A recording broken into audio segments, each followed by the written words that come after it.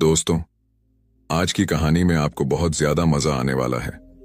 अक्सर हम कई मौकों पर कुत्तों का नाम लेकर मिसाल दिया करते हैं। किसी को गाली देते हैं तो कुत्ते का नाम जुबान पर आता है। गाली आदमी को देते हैं पर नाम कुत्ते का बदनाम होता है। क्या कुत्ता इतना गया गुजरा है? हमने उसे कभी खिलाने पिलाने के बारे में तो नहीं सोचा, चाहे कितने ही दिन से भूखा द्वार पर पड़ा, लेकिन हमें कभी उसका नाम इस्तेमाल करने में लज्जा नहीं आई। आपसे निवेदन है, 5 मिनट का समय निकालकर इस कहानी को जरूर सुन लेना, शायद आपकी सोच बदल जाए। नमस्कार दोस्तों, एक गांव में राकेश नाम का लड़का रहता था। वह बहुत परेशान था। वह बस यही सोचता रहता कि मैंने पिछले जन्म में क्या पाप किया था जो मुझे अभी भुगतना पड़ रहा है। एक दिन उसे पता चला कि गांव से कुछ दूर एक महात्मा रहते हैं जो सबकी समस्या सुनते हैं। अगले दिन सुरेश उस महात्मा से मिलने के लिए निकल गया। वह पहुंचकर राकेश ने देखा कि महात्मा अपने आश्रम में कुछ लोगों को उपदेश दे रहे थे। तभी सुरेश ने महात्मा को प्रणाम किया और कहा, गुरुदेव, मेरे मन में प्रश्न उठ रहा है। महात्मा ने कहा, भंते, निसंकोच होकर पूछो, आपके मन में वह कौन सा प्रश्न उठ रहा है? तब राकेश ने कहा, गुरुदेव, मैं यह जानना चाहता हूं कि कुत्ते को एक टुकड़ा रोटी खिलाने से मनुष्य को कौन सा फल मिलता है। तभी महात्मा ने बताया, अगर मनुष्य कुत्ते को रोटी खिलाने के 8 फायदे जान जाए तो कभी दुखी नहीं होगा। भंते, कुत्ते को एक टुकड़ा रोटी खिलाने से मनुष्य को 8 फायदे होते हैं तथा जो भी मनुष्य इन फायदों के बारे में जान जाता है उसका जीवन धन्य हो जाता है और उसको जीवन में कभी दुखों का सामना नहीं करना पड़ता है। जो भी मनुष्य पृथ्वी लोक पर कुत्ते को एक टुकड़ा रोटी खिलाता है उसे 8 फायदे होते हैं और वह जीवन भर सुखी रहता है और उसे मृत्यु के बाद मोक्ष की प्राप्ति होती है। महात्मा ने कहा, भंते, तुम्हें एक कहानी सुनाता हूं, से सुनना, फिर तुम्हें सब पता चल जाएगा। एक समय की बात है, एक काले रंग का कुत्ता था। वह बहुत ही लाचार था और भूखा प्यासा था। वह गांव में सभी के घर घर जाता था, परंतु उसे कोई भी व्यक्ति रोटी का एक टुकड़ा भी नहीं देता था। वह भूख के मारे इधर उधर घूमता रहता। एक दिन वह गांव के बाहर नदी के किनारे एक ऋषि के आश्रम पर पहुंच गया और ऋषि से कहने लगा, हे महात्मा, मुझे लगता है आप बहुत ही विद्वान तथा ज्ञानी हैं, इसीलिए मैं भूखा प्यासा आपके पास आया हूं। कृपा करके आप मुझे एक टुकड़ा रोटी का दे दीजिए, जिसे मैं खाकर अपनी भूख को शांत कर लूं। तभी भरोसे कहते हैं, थे श्वान, क्या तुम्हें गांव में टुकड़ा रोटी का किसी ने नहीं दिया जिसे तुम खाकर अपनी भूख मिटा सके? कुत्ता आर्ष से कहता है, हे महात्मा, मैं आपको क्या बताऊं, आप मेरी बातों पर विश्वास नहीं करोगे। सभी भरोसा करते हैं। स्वान, तो बताओ, तुम्हारी बातों पर मैं विश्वास अवश्य करूंगा। मुझे तुम बहुत ही लाचार दिखाई पड़ते हो। तभी वह कुत्ता कहता है, ठीक है महात्मा, मैं आपको अपनी बात बताता हूं। कुत्ता कहता है, हे महात्मा, दुनिया के लोगों, हम पर रहम करो। हमारा कोई घर नहीं होता है, कोई आसरा नहीं होता है, कमाकर खाना हमें नहीं आता है, हमें वस्त्र पहनने का ज्ञान नहीं है, इसलिए सर्दी गर्मी और बरसात में हम ऐसे ही घूमते रहते हैं। हमें पढ़ना लिखना भी नहीं आता। महात्मा, आपकी तरह हमें अनुशासन नहीं आता, हमें आपकी तरह बोलना नहीं आता। यह हमारा दुर्भाग्य ही समझ गया, परंतु हमें आपकी तरह भूख भी लगती है। चोट लगने पर हमें आपकी तरह पीड़ा भी होती है, हमें आपकी तरह रोना भी आता है। बस इन्हीं 3 कामों में हम आपकी बराबरी करते हैं, इसलिए हम पर दया दिखाइए, हमें और कष्ट मत दीजिए। ईश्वर ने तो हमें वैसे भी कष्ट देकर ही भेजा है, ऊपर से आप लोग हमें परेशान करते हैं। हम आपकी तरह मनुष्य नहीं हैं, हम पराधीन जीव हैं। जब हमारा जन्म हुआ उस समय हमारे आंख कान बंद थे। कह नहीं सकते हैं कि उस समय आपके जन्म पर जैसे नाच गाना होता है, बाजे बजते हैं, खुशी मनाई जाती है, हमारे जन्म पर भी असर हुआ होगा। हमारे जन्म पर किसने खुशी मनाई होगी? हम जिस बिछौना पर थे वह रुई का नरम तो था, सर्दी बिल्कुल नहीं लगती थी। मैं मन में सोच रहा था कि किसी बड़े घर में पैदा हुआ हूं, लेकिन जब हमारी आंख खुली तो मैंने देखा कि हमारी माँ, जिसे आप लोग कुतिया बोलते हो, बाप ने 5 बच्चों को छाती से चिपकाकर एक राह के ढेर में पड़ी थी। हम 5 भाई थे, बाकी 4 भाई तो लाल और भूरे रंग के थे। मैं अकेला ही काले रंग का था, सबसे छोटा मैं ही था, इसलिए कमजोर था मेरी माँ। हम लोगों के पास कम ही आती थी, क्योंकि उसे भी अपने भोजन की व्यवस्था करनी पड़ती थी। यदि वह ना खाती तो हमें दूध कहां से पिलाती। उस एक माँ पर हम 5 भाई निर्भर थे। वह बेचारी अपने भोजन के लिए इधर उधर दौड़ती रहती थी। कभी भोजन मिल भी जाता था, कभी नहीं भी मिलता था, लेकिन वह हमेशा हम 5 का बड़ा ख्याल रखते थे। आखिर वह हमारी माँ थी। वह रात भर जागकर गांव की रखवाली करती थी। किसी की मजाल नहीं थी कि कोई अनजान आदमी बुरी नीयत से गांव की तरफ रुझान जाए। दूसरे गांव के कुत्ते भी हमारी माँ के डर से गांव में नहीं आते थे। गांव के किसी किसान के खेत में कोई जानवर खड़ी फसल खाने आते तो हमारी माँ उसे डांटकर भगा देते। गांव वालों के लिए इतना सब करने के बाद भी कोई मनुष्य तो हमारी माँ को भोजन तक नहीं देता था। भोजन के लिए हमारी माँ को मजबूर होकर छीना झपट्टी करनी पड़ती थी। कई बार तो लोग उसे लाठी डंडों से पीट पीट कर भगा देते थे। बेचारी उस दिन भूखी प्यासी रहकर पेट की आग से जलती रहती थी। वह कहता है, हे महात्मा, आखिर भूख तो हमें आपकी ही तरह लगती है। ऊपर से उसे अपने 5 बच्चों की चिंता लगी रहती थी। आखिर मौजूद थी। भूख उसे चैन से बैठने नहीं देती थी और गांव वालों का भी उसे देखकर हृदय नहीं पसीजता था, तो बेबस होकर उन लोगों के घरों में चोरी से घूमना पड़ता था और खाने की कोई चीज मिल जाती तो उसे खाकर अपने पेट की आग बुझा लेती थी। कई बार तो लोग उसे खाने की वस्तु ले जाते हुए देखते तो लाठी डंडे लेकर उसके पीछे पड़ जाते हैं। कुछ लोग तो कई बार उसे घर के अंदर बंद करके पीटते थे। हमारी माँ का बुरा हाल कर देते थे। फिर वह कुत्ता महात्मा से कहता है, हे महात्मा, हमारी माँ ने क्या बिगाड़ा था? उसमें सिर्फ अपने पेट के लिए भोजन हेतु चुराया था। चोरी करने का हमें कोई शौक नहीं है, पर पापी पेट हमें यह सब करने के लिए मजबूर कर देता है। एक दिन की बात है, बड़ी जोरदार बरसात हो रही थी। ओले पड़े थे, ठंडी हवा चल रही थी। उस ठंड में ठिठुर कर हमारे 3 भाई मारे गए। उस दिन हमारी माँ बहुत रोई थी, लेकिन मनुष्य हमारी पीड़ा को नहीं समझा, क्योंकि उसके बच्चे थोड़े ही मर रहे थे। फिर वह कुत्ता कहता है, हे महात्मा, अब हम सिर्फ 2 भाई रह गए थे। हमारी माँ हम दोनों की अच्छे से देखभाल करने लगे। फिर एक दिन उसी गांव में एक सेठ के घर पर दावत चल रही थी और अनेक प्रकार की मिठाइयां बन रहे थे। सेठ जी के घर काफी मेहमान आए हुए थे। हमारी माँ कुछ खाने की तलाश में बार बार उधर जाते, लेकिन लोग उसे दुत्कार कर भगा देते थे। किसी को उस पर इतना भी तरस नहीं आया कि एक रोटी उस बेचारे को खाने को फेंकते। एक रोटी से उनका क्या बिगड़ जाता। मेरी माँ बार बार जाती और वहीं खड़ी खड़ी देखती रहती थी। सेठ जी के आंगन में दावत खाने का सिलसिला चालू हुआ। भोजन परोसा जाने लगा। मेरी माँ भी वहीं जाकर पूंछ हिलाने लगी। खाना परोसने वाला आदमी जब किसी काम से भीतर गया तो मेरी माँ दबे पांव रोटी लेने को चल पड़ी। फिर दूसरे आदमी ने मेरी माँ को जाते हुए देख लिया तो चारों ओर से लोग चिल्ला चिल्ला कर उसकी तरफ भागे। मेरी माँ उनकी चीख सुनकर घबरा गई। 2-3 आदमी लाठी लेकर उसके पीछे बड़ी बेरहमी से दौड़े। मेरी माँ वहां से घबराकर भागने लगे, परंतु उसे वहां से निकलने का कोई रास्ता नहीं मिला, क्योंकि सामने से लोग लाठी डंडे लेकर आ रहे थे। तभी मेरी माँ वहां पर जो लोग भोजन कर रहे थे उनको लांग कर निकल गई। आगे वह कुत्ता कहता है, हे मुनिवर, मेरी माँ अपने निकलने पर इतनी हैरान नहीं थी जितनी कि उन लोगों को देखकर हुई थी जो वहां पर दावत खा रहे थे। वह सब उठकर खड़े हो गए। उन्होंने भोजन करना छोड़ दिया और कहने लगे कि कुतिया के लांघ जाने के कारण भोजन भ्रष्ट हो गया है। सब एक दूसरे से विचार विमर्श कर रहे थे कि अब क्या किया जाए। खाना तो सब खराब हो गया है। फिर सेठ जी फूट फूट कर रोने लगे। कुछ लोग तो यह भी कह रहे थे कि भाई कुटिया के लांघने से भोजन खराब कैसे हो गया? उसने खाने में या पटलों में थोड़ी डाला है, सिर्फ ऊपर से लांघ कर ही तो गई है।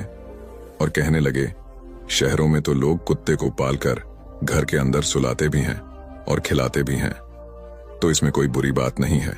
अगर कुतिया लांघ कर गई है तो भोजन खराब नहीं हुआ है। लेकिन उनमें से कुछ लोग बड़े घरों से ताल्लुक रखते थे। उन्होंने एक भी नहीं चलने भी कह रहे थे कि भोजन तो भ्रष्ट हो गया है, यह हमारे खाने के लायक नहीं है। आखिरकार उन्हें की बात मानी गई। अब तो वह सारा भोजन गरीबों में बांट दिया गया। उस दिन तो मेरी माँ को खूब पेट भर खाना मिला था। ऐसा सुख उसने जीवन में कभी नहीं पाया था। लेकिन वह सुख उसके लिए बड़ी मुसीबत बन गया। करके वहां आराम से लेटे ही थे, उतने में वर्षीय डंडा लेकर वहां पहुंचा और उसे बुरी तरह से पीटने लगा। उसे वहां से भागने का भी कोई अवसर नहीं मिल पाया। डंडे की चोट से वह बुरी तरह से चिल्लाने लगी। मां का विलाप सुनकर पत्थर भी पिघल जाता है, पर उस निर्दय को उस पर जरा भी रहम नहीं आया। वहां उसे कठोरतापूर्वक पीटता रहा। मौत का वह सुर पूरे गांव में सुनाई दे रहा था। तब कुछ लोग आए और उसे समझाते हुए बोले, सेठ जी, जाने दो, भूख में तो आदमी की भी बुद्धि भ्रष्ट हो जाती है। यह तो एक पशु है, इसे अच्छे बुरे का ज्ञान नहीं है। अब इसे मारकर आपको क्या मिलेगा? जो होना था सो हो गया। लोगों के समझाने के बाद उसने हमारी मां को पीटना बंद किया। फिर बड़ी मुश्किल हालात में वह हमारे पास आई। मां ने आकर सारी कहानी हम दोनों भाइयों को सुनाई। हमने सोचा कि कितना कष्ट भरा है हम कुत्तों का जीवन। आदमी एक रोटी के टुकड़े के बदले एक चोर के जितना पीटता है, बेकार है। ऐसे लोग जो हम लोगों की पीड़ा को नहीं समझते, वह कुत्ता कहता है, हे महात्मा, एक दिन की बात है, उसी गांव के बाहर एक ब्राह्मण आकर ठहरा हुआ था। उसने अपने भोजन के लिए एक जगह चिल्ला बनाया और उस पर दाल बनाने के लिए रख दें। उसके बाद आटा गूंथ कर रख दिया। वह वहीं पास में कुएं पर पानी लेने चला गया। इधर कहीं से मेरी मां भी घूमती हुई वहीं पहुंच गई। उसने आटे को देखा तो सोचने लगी कि शायद इस आटे का कोई मालिक नहीं है। यही सोचकर वह उस आटे को खाने लगे। उधर उस ब्राह्मण ने कुएं के पास से देखा कि उसका आटा एक कुतिया खा रही है, तो वह बड़ा दुखी हुआ। वह बेचारा रोने लगा, क्योंकि वह भी 2 दिनों का भूखा और थका हुआ था। कुछ लोगों ने उसे कहा, अरे ब्राह्मण देवता, इस कुतिया ने तुम्हारा भी आटा बिगाड़ दिया। कल तो इसने सेठ जी की पूरी रसोई बिगाड़ कर रख दें। ब्राह्मण दुखी होता हुआ बोला, भाई, मुझे क्या मालूम था, यह दुष्ट कुटिया मेरे आंटी को खाने के लिए घात लगाए बैठे हैं। ब्रह्मांड नाव देखा ना, ताव लाठी लेकर उस कुतिया के ऊपर टूट पड़ा। मां उस आटे को ठीक से खा भी नहीं पाई थी, पर उससे ज्यादा कि उस पर लाठी पर कई महीनों तक मेरी मां लड़खड़ाते हुए घूमती रही। तब उस दिन समझ में आया कि आदमी कितना खुदगर्ज है। हम उसका कोई भी कार्य करते हैं तो भी हमें नहीं समझता। आगे वह कुत्ता कहता, हे मुनिवर, हमारी कमी यह है कि हम उन्हीं मतलब इंसानों के अधीन रहना चाहते हैं जो हमें कष्ट देता है, जो हमें प्यार से खिलाता है। हम उसके कितने काम आते हैं यह नहीं पता। उनके घर की रखवाली तो करते ही हैं, साथ ही साथ और भी बहुत सारे लाभ हैं जिन्हें मनुष्य नहीं जानता। महात्मा ने कहा, यदि मनुष्य कुत्ते को रोटी खिलाने के फायदे जान जाए तो अपने जीवन में होने वाले नुकसान से बच सकता है। आज मैं आपको बताऊंगा। कुत्ते को रोटी खिलाने के 8 फायदे मनुष्य को पता नहीं है कि जब भी घर में रोटी बनाई जाती है तो सबसे पहली रोटी गौ माता की होती है और पिछली रोटी कुत्ते की होती है।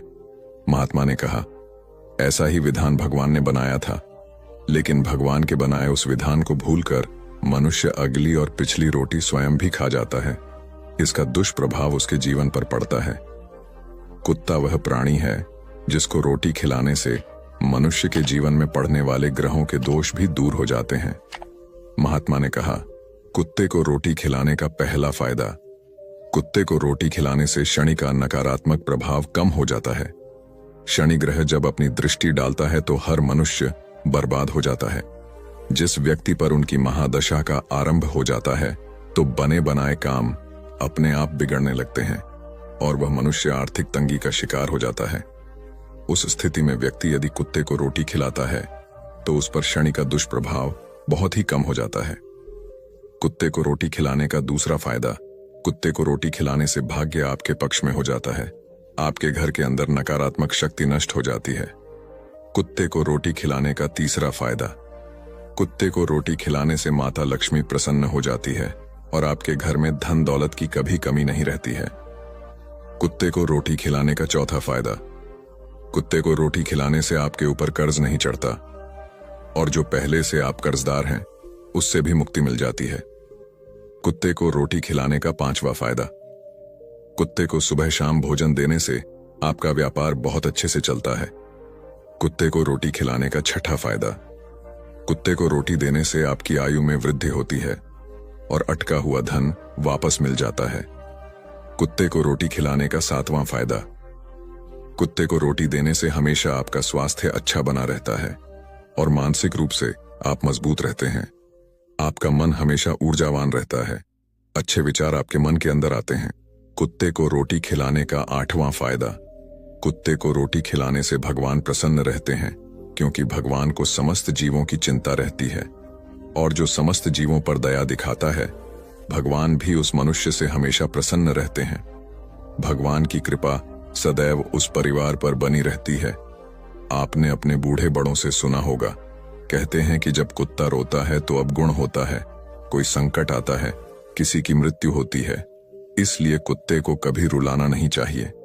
इस प्रकार से महात्मा ने राकेश के कुत्ते को रोटी खिलाने के 8 फायदे बताए, और जो भी मनुष्य कुत्ते को रोटी खिलाता है तो उसे इन 8 फायदों का फल प्राप्त होता है। तो दोस्तों, कैसी लगी आपको ये कहानी? हमें कमेंट करके जरूर बताना। दोस्तों, ये थी हमारी आज की प्रेरणादायक कहानी। उम्मीद है कि इस कहानी ने आपके दिल को छुआ होगा और आपको कुछ नया सिखाया होगा। जैसा कि हमने देखा, जीवन में कभी कभी छोटे छोटे काम, जैसे कि कुत्ते को रोटी खिलाना, हमें और हमारे आसपास के लोगों को बड़ी खुशियां और आशीर्वाद दे सकते हैं। अब हम एक नई कहानी की ओर बढ़ने जा रहे हैं। यह कहानी भी आपकी सोच को बदलने और आपको प्रेरित करने का मादा रखती है। तो चलिए, बिना किसी देरी के हम दूसरी कहानी की शुरुआत करते हैं। सुनिए और महसूस कीजिए कि कैसे छोटी छोटी बातें हमारे जीवन में बड़े बदलाव ला सकती हैं। खुश रहने के सबसे आसान तरीके क्या है? हमें लगता है कि खुश रहने के लिए कुछ खास तरह के हालात होने चाहिए, तभी हम खुश रह सकते हैं। हम आपको 10 सीख बताते हैं जिनकी मदद से आप आनंद पा सकते हैं। हम जीवन में जो भी करते हैं खुशी पाने के लिए करते हैं, लेकिन दुर्भाग्य से खुश रहना काफी मुश्किल काम लगता है। हमें लगता है कि खुश रहने के लिए कुछ खास तरह के हालात होने चाहिए, तभी हम खुश रह सकते हैं, लेकिन ऐसा नहीं है। हम बता रहे हैं कुछ आसान से नुस्खे जिन्हें अपनाकर आप हर हाल में हम खुश रह सकते हैं। जब आप बुनियादी रूप से खुश होते हैं, जब आपको खुश रहने के लिए कुछ करना नहीं पड़ता, तो आपके जीवन के हर आयाम में बदलाव आ जाएगा। आपके अनुभवों में और खुद को व्यक्त करने के तरीकों में बदलाव आ जाएगा। आपको पूरी दुनिया बदली हुई लगेगी। आपका अब कोई निहित स्वार्थ नहीं होगा, क्योंकि चाहे आप कुछ करें या न करें, चाहे आपको कुछ मिले या न मिले, चाहे कुछ हो या न हो, आप स्वभाव से ही आनंदित होंगे। जब आप अपने स्वभाव से ही खुश होते हैं, तो आप जो भी करेंगे वह बिल्कुल अलग स्तर पर होगा। तो पहली सीख है, ध्यान रखें कि खुश रहना आपकी बुनियादी जिम्मेदारी है। किसी इंसान की पहली और सबसे महत्वपूर्ण जिम्मेदारी एक खुशमिजाज प्राणी होने की है। खुश रहना जीवन का चरम पहलू नहीं है, यह जीवन का बुनियादी पहलू है। अगर आप खुश नहीं हैं तो आप अपने जीवन में क्या कर सकते हैं? एक बार आप खुश हों, तभी दूसरी महान संभावनाएं खुलती हैं।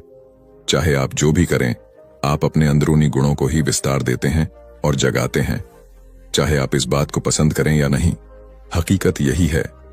जब तक कि कोई महत्वपूर्ण चीज आपके भीतर घटित नहीं होती, आप दुनिया के लिए कुछ बहुत महत्वपूर्ण नहीं कर सकते। इसलिए अगर आप दुनिया के बारे में चिंतित हैं, तो पहली चीज आपको यह करनी चाहिए कि खुद को एक खुशमिजाज प्राणी में रूपांतरित करें। दूसरी सीख, पहचानें कि खुशी आपकी मूल प्रकृति है। इससे कोई फर्क नहीं पड़ता कि आप अपने जीवन में क्या कर रहे हैं, चाहे वह कारोबार हो, सत्ता, शिक्षा या सेवा। आप ऐसा इसीलिए कर रहे हैं क्योंकि आपके भीतर कहीं गहराई में एक भावना है कि इससे आपको खुशी मिलेगी। इस धरती पर हम जो कुछ भी करते हैं वह खुश रहने की इच्छा से करते हैं, क्योंकि यह हमारी मूल प्रकृति है। जब आप बच्चे थे तो आप यूं ही खुश थे, वही आपकी प्रकृति है।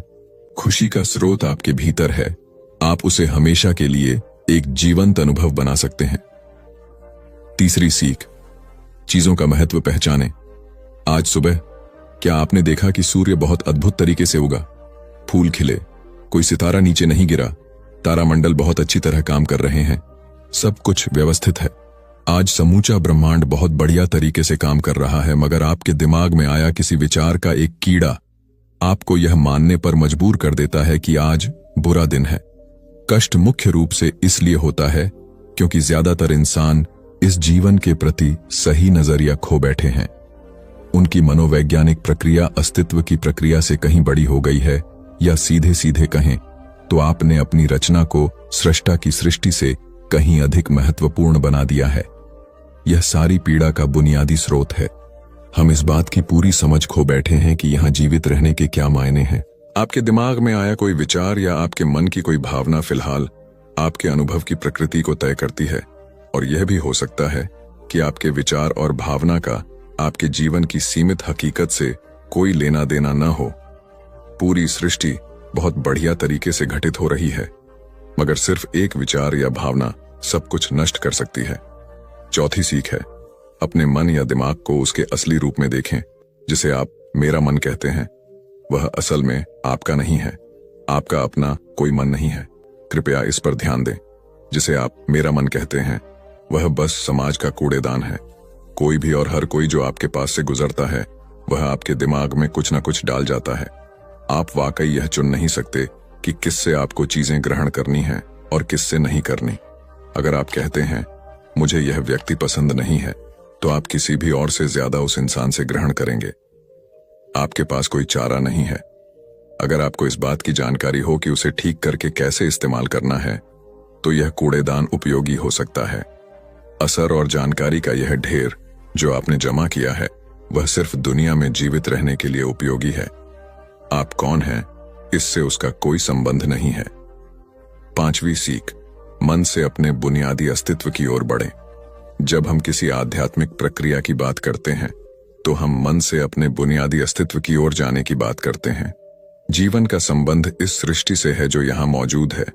उसे पूरी तरह जानना और उसके असली रूप में उसका अनुभव करना, अपने मन मुताबिक उसे विकृत न करना ही जीवन है। अगर आप अस्तित्व की हकीकत की ओर बढ़ना चाहते हैं, तो सरल शब्दों में आपको बस इस बात का ध्यान रखना होगा कि जो आप सोचते हैं वह महत्वपूर्ण नहीं है।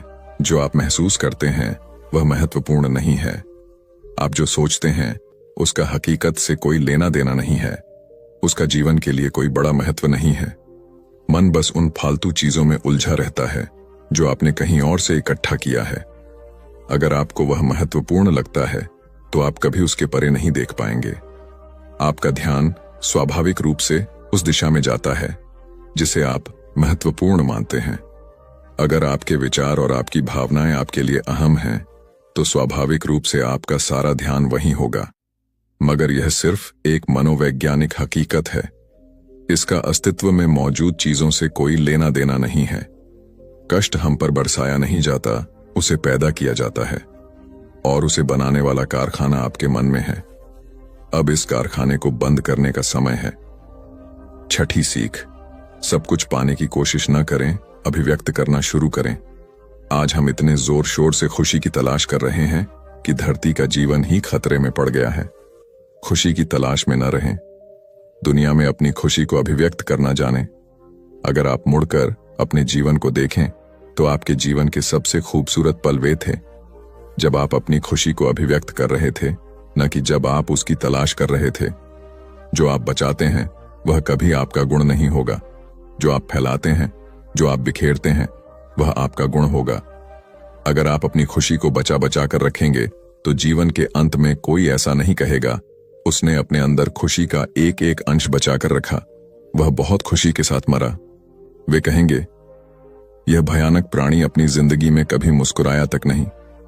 लेकिन अगर आप हर दिन अपनी खुशी और प्यार को फैलाएंगे, तो लोग कहेंगे अरे वह एक खुश मिजाज और प्यार करने वाला इंसान था। सातवीं सीख, पंटर सुख और दुख में मुस्कुराइए। सुबह जब आप उठते हैं, तो पहली चीज आपको यह करनी चाहिए कि आप मुस्कुराएं। किस पर? किसी पर नहीं, क्योंकि आप जगे, यह कोई छोटी बात नहीं है। लाखों लोग जो कल रात सोए थे आज नहीं उठे, मगर आप और मैं उठे। क्या यह बहुत बढ़िया बात नहीं है कि आप जगे?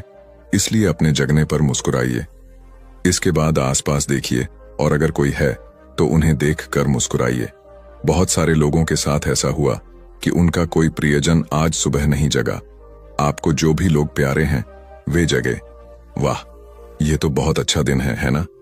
फिर बाहर जाइए और पेड़ों को देखिए, वे भी पिछली रात को नष्ट नहीं हुए। बहुत से लोगों को यह अजीब लग सकता है, मगर आपको इसका महत्व तब पता चलेगा जब आपका कोई प्रियजन सुबह नहीं उठेगा। इसका महत्व जानने के लिए तब तक का इंतजार न करें। यह कोई अजीब या हंसने वाली बात नहीं है। यह सबसे कीमती चीज है कि आप जीवित हैं। और जो भी आपके लिए मायने रखता है वह जीवित है। इस दुर्भाग्यपूर्ण रात जब इतने सारे लोग नहीं उठे और कितने सारे लोगों के प्रियजन नहीं उठे, तब आप और आपके प्रियजन उठ पाए। क्या यह शानदार चीज नहीं है? इसका महत्व समझें और कम से कम मुस्कुराएं। कुछ लोगों को प्यार से देखना सीखें। 8वीं सीख, खुद को याद दिलाएं। बहुत से लोगों को यह सब भूलने में बस घंटा भर लगता है और जल्दी ही उनका रेंगने वाला दिमाग किसी को काटने के लिए आतुर हो जाता है। इसलिए हर घंटे खुद को एक खुराक दें, जीवन की अहमियत याद दिलाएं। अगर आप बहुत ही संवेदनहीन हैं तो हर आधे घंटे में खुद को याद दिलाएं। अगर आप भीषण रूप से संवेदनहीन हैं तो खुद को हर 5 मिनट पर याद दिलाएं। अपने आप को याद दिलाने में बस 10 सेकंड लगते हैं। आप इसे बस 2 सेकंड में भी कर सकते हैं। मैं जीवित हूं, तुम जीवित हो, और क्या चाहिए? 9वीं सीख, जो आपके अंदर है उसे बदलें वर्तमान में। आपके जीवन की गुणवत्ता उन कपड़ों से तय नहीं होती जो आप पहनते हैं। वह आपकी शैक्षिक योग्यताओं, आपकी परिवार की स्थिति या आपके बैंक बैलेंस से तय नहीं होती। आपके जीवन की गुणवत्ता इस पर निर्भर करती है कि आप अपने भीतर कितने शांत और खुश हैं। निश्चित रूप से जिसे भोजन नहीं मिलता और जिसके पास जीवित रहने के लिए जरूरी बुनियादी चीजों की कमी है, वह शारीरिक रूप से बहुत कष्ट में होगा। इस पर ध्यान दिए जाने की जरूरत है। ऐसे लोगों के लिए हमें उन बुनियादी चीजों की व्यवस्था करनी होगी, मगर बाकियों के लिए उनकी जरूरतें एक अंतहीन सूची है।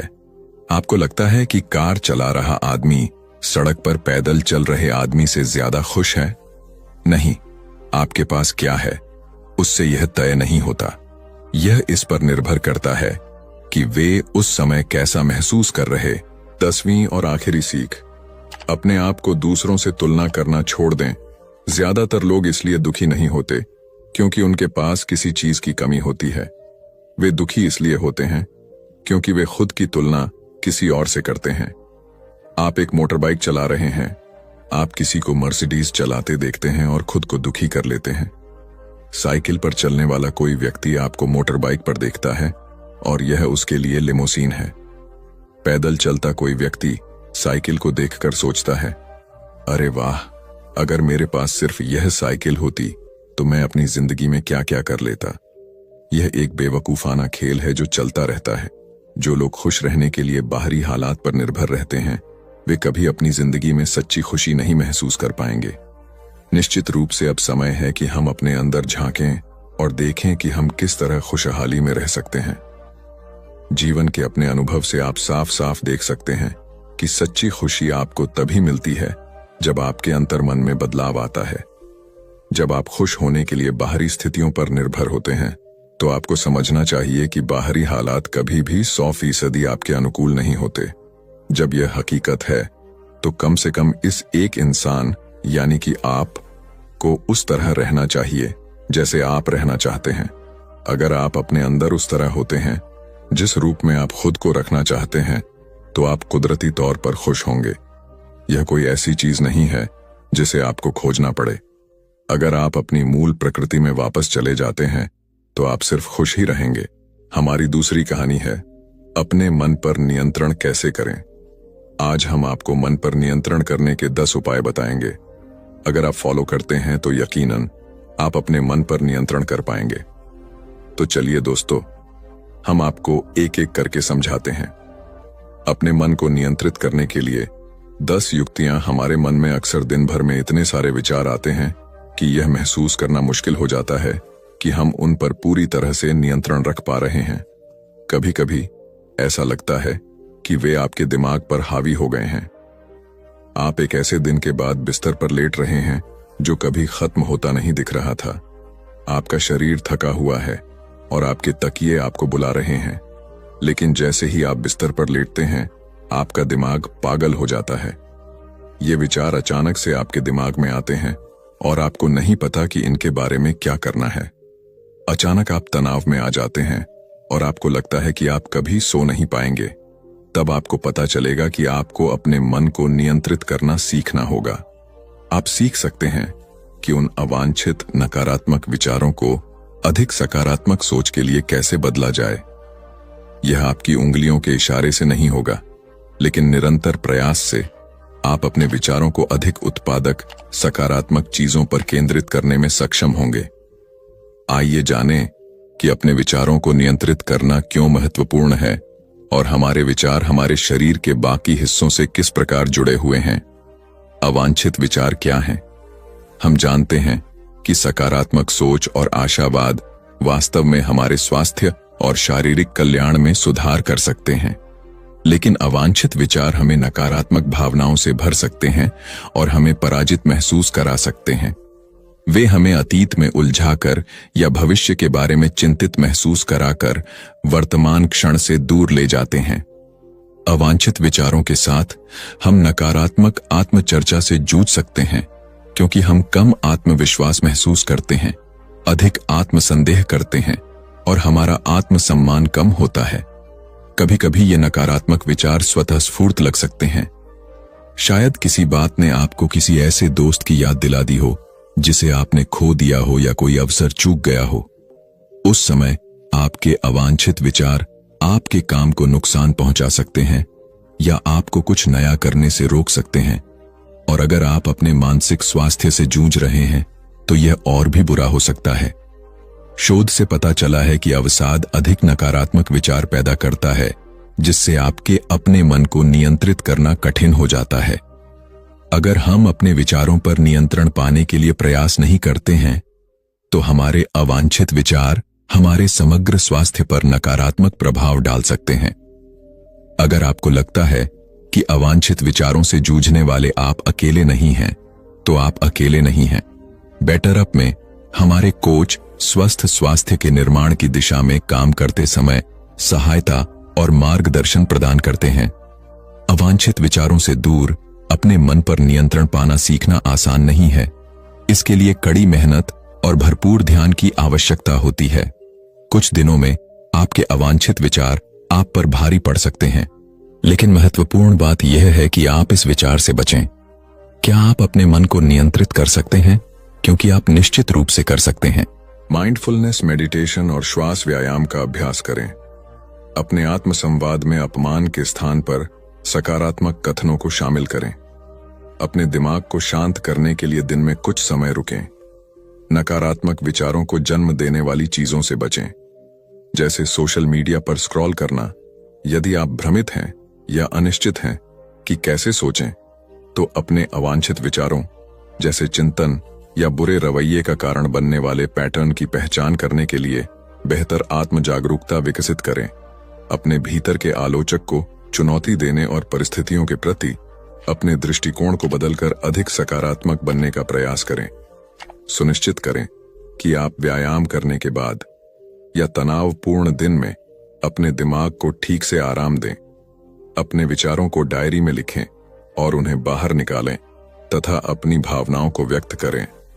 सहायता के लिए किसी चिकित्सक, जीवन प्रशिक्षक या किसी विश्वसनीय मित्र या प्रियजन सीखें कि अपने विचारों को स्वीकार करना ठीक है, लेकिन उन विचारों को छोड़ दें जो आपके उद्देश्य की पूर्ति नहीं करते।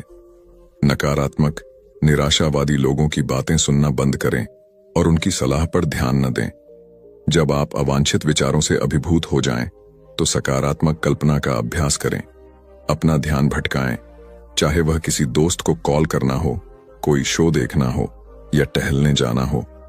कुर्सी पर आराम करती महिला अपने मन को कैसे नियंत्रित करें? अपने मन पर नियंत्रण रखना क्यों महत्वपूर्ण है? अपने मन पर नियंत्रण रखने से हमें अपने अल्पकालिक और दीर्घकालिक लक्ष्यों को प्राप्त करने में मदद मिलती है। यह हमें एक स्पष्ट, आत्मविश्वासी, विकास मानसिकता के साथ पेशेवर और व्यक्तिगत रूप से अपने दिन गुजारने में मदद करता है। जब हमारे मन पर आक्रमण हो रहा हो, तो अपने लक्ष्यों को प्राप्त करना कठिन हो जाता है, विशेषकर तब जब आक्रमण हमारे भीतर से हो रहा हो। ये हमले हमारा ध्यान भटका सकते हैं, हमें खुद पर संदेह करवा सकते हैं और हमारी प्रगति को पटरी से उतार सकते हैं। लेकिन आप जिस चीज पर ध्यान देते हैं, उसका असर आपके जीवन पर पड़ता है। अगर आप अपने नकारात्मक विचारों को दूर करना सीख जाते हैं, तो आपके लिए सकारात्मक सोच बनाए रखना आसान हो जाएगा। नकारात्मक सोच से बचने पर अपना ध्यान केंद्रित करने की कोशिश करें।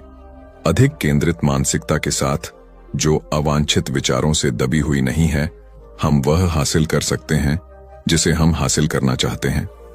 कभी कभी हमें अपने मन को उन विचारों से दूर रखना पड़ता है जो सकारात्मक लगते हैं, लेकिन वास्तव में हमें किसी नकारात्मक या परेशान करने वाली चीज की ओर ले जा सकते हैं।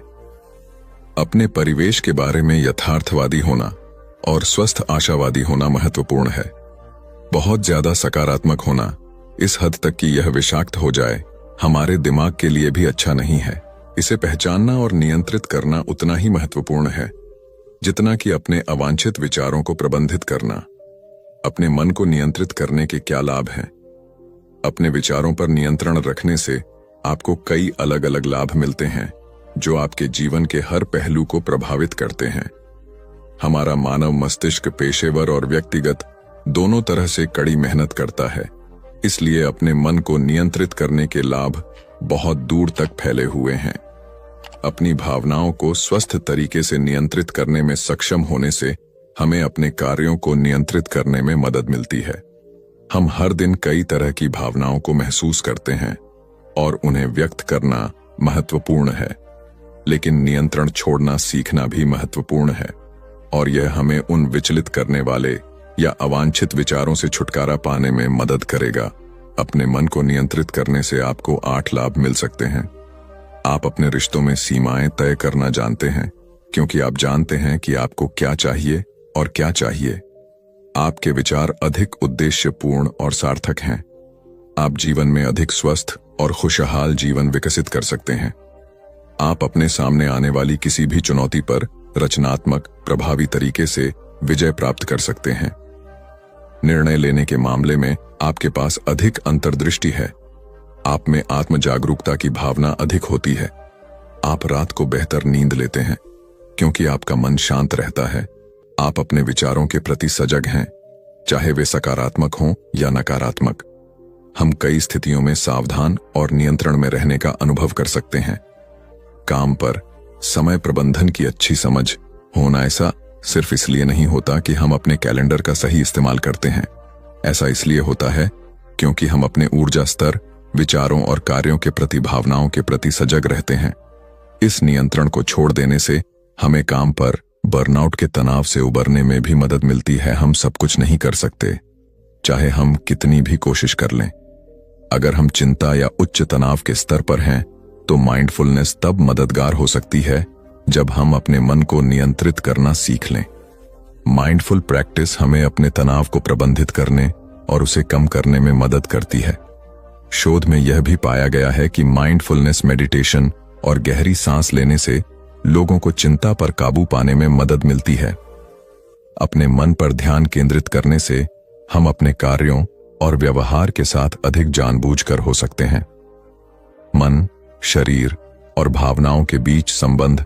हमने अपने विचारों के बारे में बहुत बात की है, लेकिन हम यह नहीं भूल सकते कि हमें अपने मन को नियंत्रित करने के लिए अपने शरीर की स्थिति और भावनाओं के बारे में जागरूक होने की आवश्यकता है। चूंकि हमारा मन, शरीर और भावनाएं सभी एक दूसरे से जुड़े हुए हैं, इसलिए हमें अपने संपूर्ण व्यक्तित्व के बारे में सोचना होगा। जीवन जीने के लिए एक संपूर्ण व्यक्ति दृष्टिकोण का मतलब है कि यह सब आपके बारे में है। आप ड्राइवर की सीट पर हैं और विस्तार से बता रहे हैं कि आप क्या महसूस करते हैं, आपका शरीर कैसा काम कर रहा है और आपके दिमाग में क्या चल रहा है, और प्रत्येक भाग उतना ही महत्वपूर्ण है जितना कि अगला। जब आप अपने अवचेतन मन को नियंत्रित करना सीखने की कोशिश कर रहे हैं और इसके विपरीत, तो आप अपने भौतिक शरीर को कैसा महसूस होता है, इसकी उपेक्षा नहीं कर सकते। हमारे मन, शरीर और आत्मा के बीच संतुलन बनाने का प्रयास, इससे हमें समग्र रूप से स्वस्थ रहने में मदद मिलेगी और हमारे निजी और पेशेवर जीवन को विपरीत नहीं माना जा सकता। अगर हमारा निजी जीवन स्वस्थ है लेकिन हमारा करियर हम पर भारी पड़ रहा है, तो हमारा समग्र स्वास्थ्य प्रभावित होता है। अपने करियर में सफल होने के लिए यह भी जरूरी है कि हम रात को ठीक से सोएं, संतुलित भोजन करें और सामाजिक संबंध बनाएं। अगर आप किसी एक क्षेत्र की उपेक्षा कर रहे हैं क्योंकि वह महत्वहीन लगता है, तो आप अपना जीवन नहीं बदल सकते। आप एक संपूर्ण व्यक्ति हैं और आपको अपने संपूर्ण स्व का ध्यान रखना चाहिए।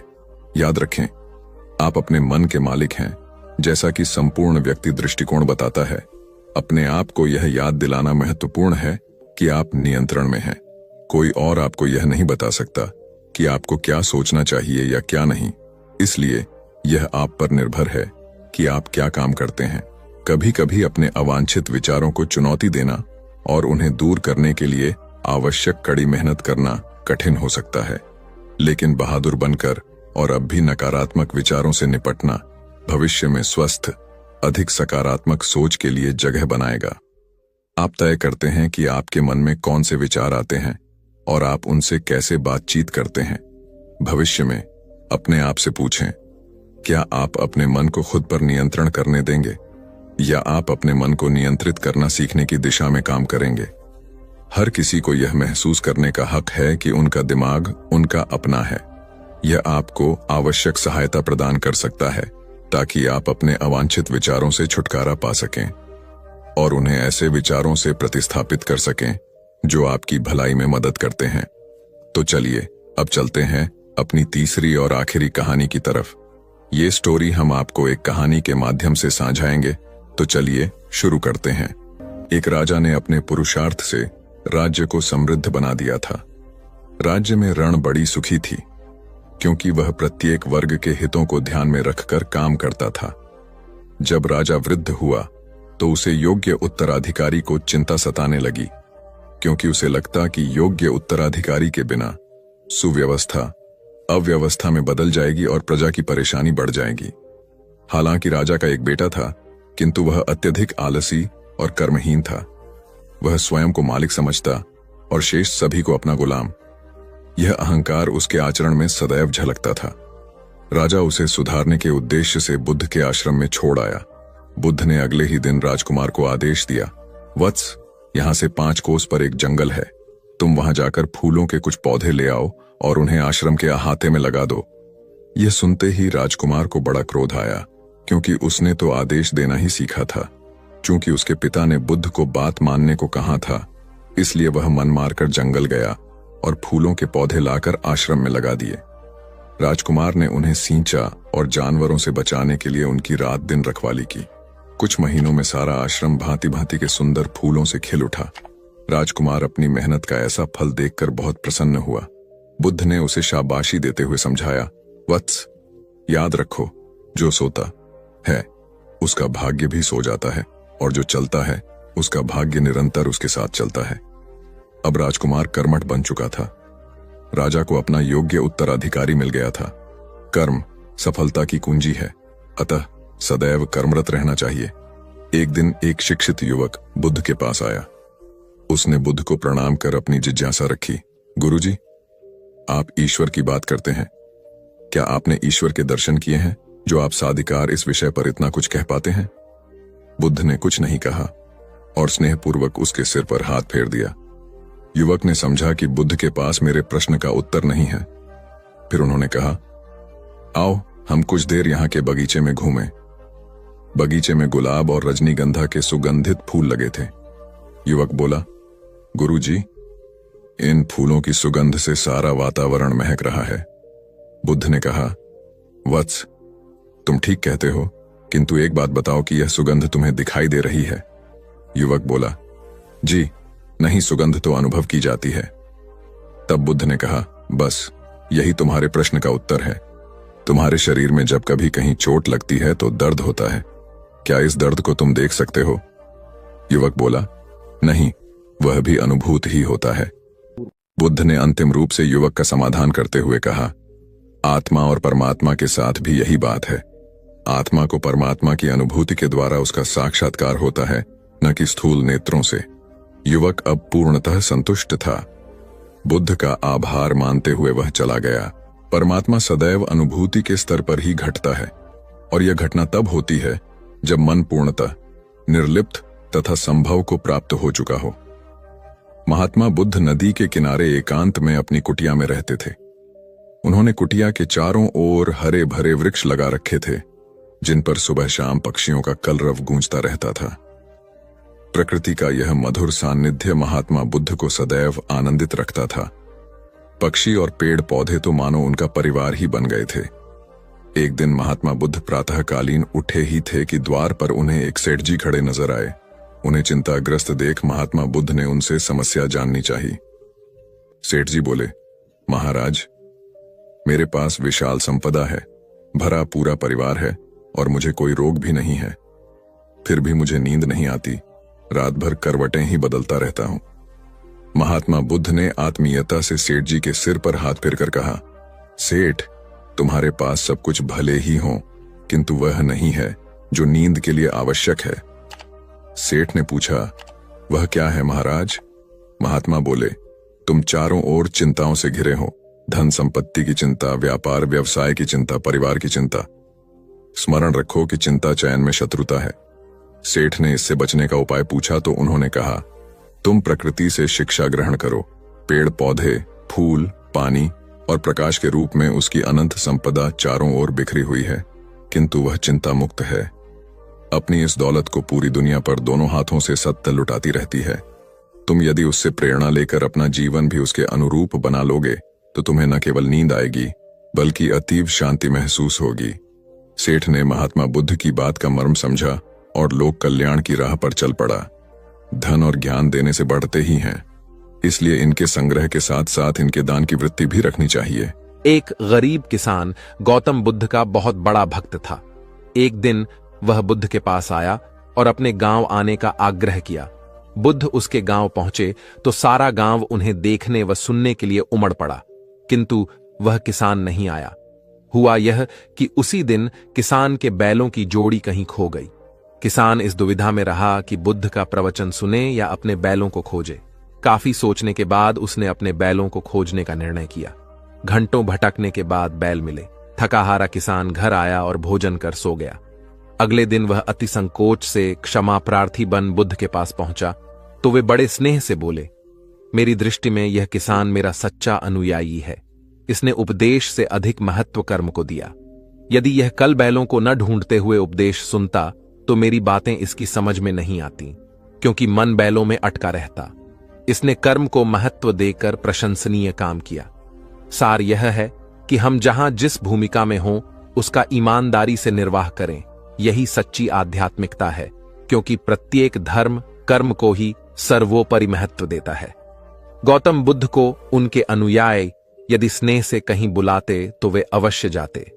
फिर जब बुद्ध पहुंचते तो श्रोताओं की भारी भीड़ उमड़ पड़ती। बुद्ध के वचनों में जो अमृतत्व होता था उसका पान करना सभी को प्रीतिकर लगता था। उनके उपदेशों में ऐसा कुछ अवश्य होता था जिससे गंभीर समस्याएं सुलझ जाती और कुछ न कुछ सार्थक भी प्राप्त हो। सार यह है कि हम जहां जिस भूमिका में हो उसका ईमानदारी से निर्वाह करें। यही सच्ची आध्यात्मिकता है, क्योंकि प्रत्येक धर्म कर्म को ही सर्वोपरि महत्व देता है। गौतम बुद्ध के पास उनका प्रिय शिष्य पूर्ण पहुंचा। बुद्ध ध्यानावस्था में बैठे थे। पूर्ण के पहुंचने पर उन्होंने आंखें थोड़ी सी खोली और पूर्ण से आने का कारण पूछा तो उसने कहा, मैं धर्म प्रचार के लिए जाना चाहता हूं, आपकी आज्ञा चाहिए। बुद्ध मुस्कुराए और कहा कि पूर्ण, धर्म की राह बहुत मुश्किल है।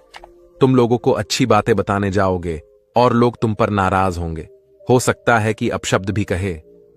इस पर पूर्ण ने कहा, कोई बात नहीं, मैं यह सोचकर उनकी बातों पर ध्यान नहीं दूंगा कि उन्होंने अपशब्द ही कहे, पिटाई तो नहीं की। बुद्ध बोले, हो सकता है कि कुछ लोग हाथ उठा दें। पूर्ण ने कहा, तब मैं यह सोचकर उन्हें क्षमा कर दूंगा कि उन्होंने मुझ पर शस्त्रों से प्रहार तो नहीं किया। बुद्ध फिर बोले, हे पूर्ण, हो सकता है कि कुछ लोग तुम पर शस्त्रों का भी उपयोग करें।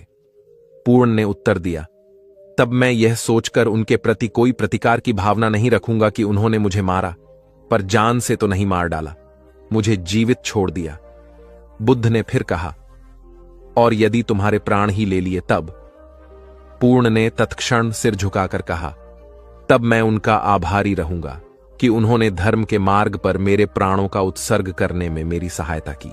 मैं उनके प्रति कृतज्ञ रहूंगा। तब बुद्ध ने आंखें खोली और आशीर्वाद देकर अनुमति दी तथा पूर्ण से कहा, अब तुम धर्म प्रचार करने के पात्र हो। जो किसी में भी कोई दोष न देखे वही सच्चा है। अच्छाई के मार्ग पर चलना बहुत मुश्किल काम है, जो इस राह पर चलता है उसके मार्ग में अनेक बाधाएं आती हैं, लेकिन जो व्यक्ति किसी में भी दोष न देखे वही बाधाओं को सहजता से पार कर अपने लक्ष्य को पूरा कर पाता है। एक बार गौतम बुद्ध जब वन से गुजर रहे थे, तब एक राक्षसी हाथ में तलवार लेकर प्रकट हुई और कहा, अरे बुद्ध, आज तुम्हारे प्रेम को मेरी घृणा के सामने झुकना ही पड़ेगा। आज तुम्हारे जीवन का अंतिम दिन है। बुद्ध ने मुस्कुराते हुए उत्तर दिया, मैं घृणा, उपहास और द्वेष के आगे नतमस्तक नहीं होऊंगा। मैं निंदा, प्रशंसा अथवा उपहास किसी से भी प्रभावित नहीं होता। तुम मुझसे इतनी घृणा करती हो, पर मैं तो तुमसे भी प्रेम करता हूं। राक्षसी ने पूछा, तुम मुझसे प्रेम क्यों करते हो? बुद्ध बोले, मैं तुम्हें मां का रूप देख रहा हूं और मां तो प्रेम का रूप होती है, उसमें हिंसा हो ही नहीं सकती। इतना सुनते ही राक्षसी के हाथ से तलवार गिर पड़ी। हे बुद्ध, तुम धन्य हो। इतना कहते ही बहदेवी में बदल गई और अंतर्धान हो गई। दरअसल जो लोग दूसरों से द्वेष करते हैं, अंत में एक दिन घृणा उन्हें नष्ट कर देती है। घृणा से घिरे हुए लोगों को एक दिन घृणा ले डूबती है। प्रेम सत्य के आवरण से ढका होता है। सत्य से जुड़ा हुआ व्यक्ति सदैव आनंद में जीता है। सत्य को केवल अपने तक सीमित मत रखो, उसे अपने कर्मों में ढालना होगा। सत्य रूपी गुलाब की खुशबू है कर्म। अपने कर्म को प्रेम और सत्य में डुबोकर करो। प्रेम और सत्य मनुष्य को विकास की ओर ले जाते हैं। ध्यान रहे कि ये दोनों मार्ग ईश्वर की ओर जाते हैं। इस मार्ग पर चलने वाले सहज में ही आनंद और शांति को पा लेते हैं। गौतम बुद्ध भ्रमण करते हुए वैशाली नगर के वन विहार में पहुंचे। उनके आगमन का समाचार पूरे नगर में फैल गया। कुछ ही समय में मानो पूरा नगर उनके दर्शन के लिए उमड़ पड़ा। बड़े व्यापारी, शिक्षाविद, समाज सेवी, अधिकारी और राज परिवार से जुड़े कई वरिष्ठ भी वहां पहुंचे।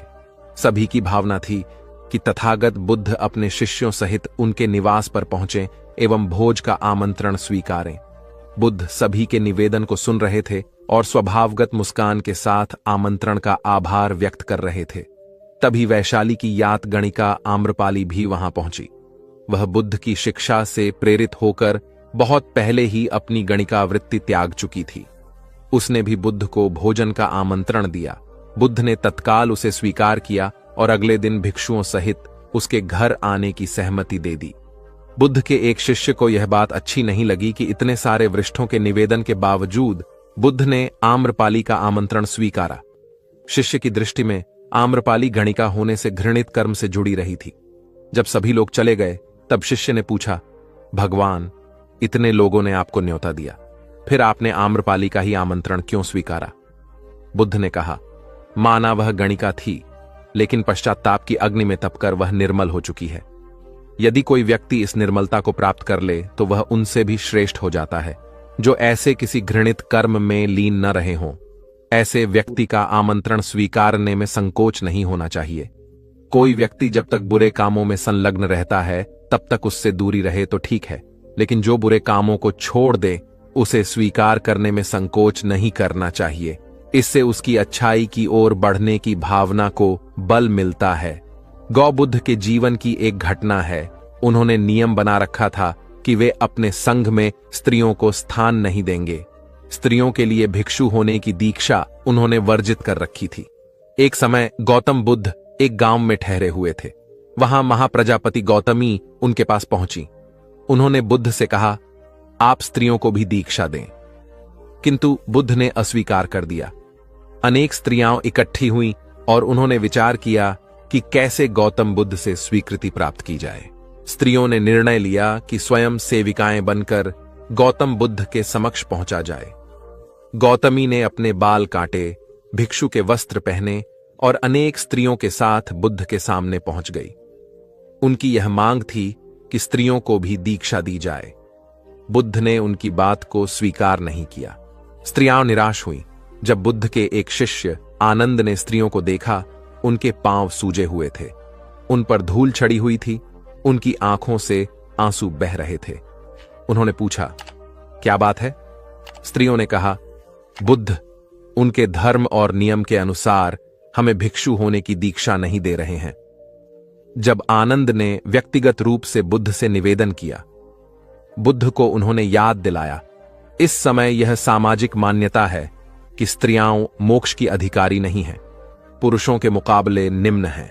तो क्या आप भी यह मानते हैं और इसलिए उन्हें दीक्षित नहीं कर रहे हैं? बुद्ध का उत्तर था, मुझे गलत न समझा जाए।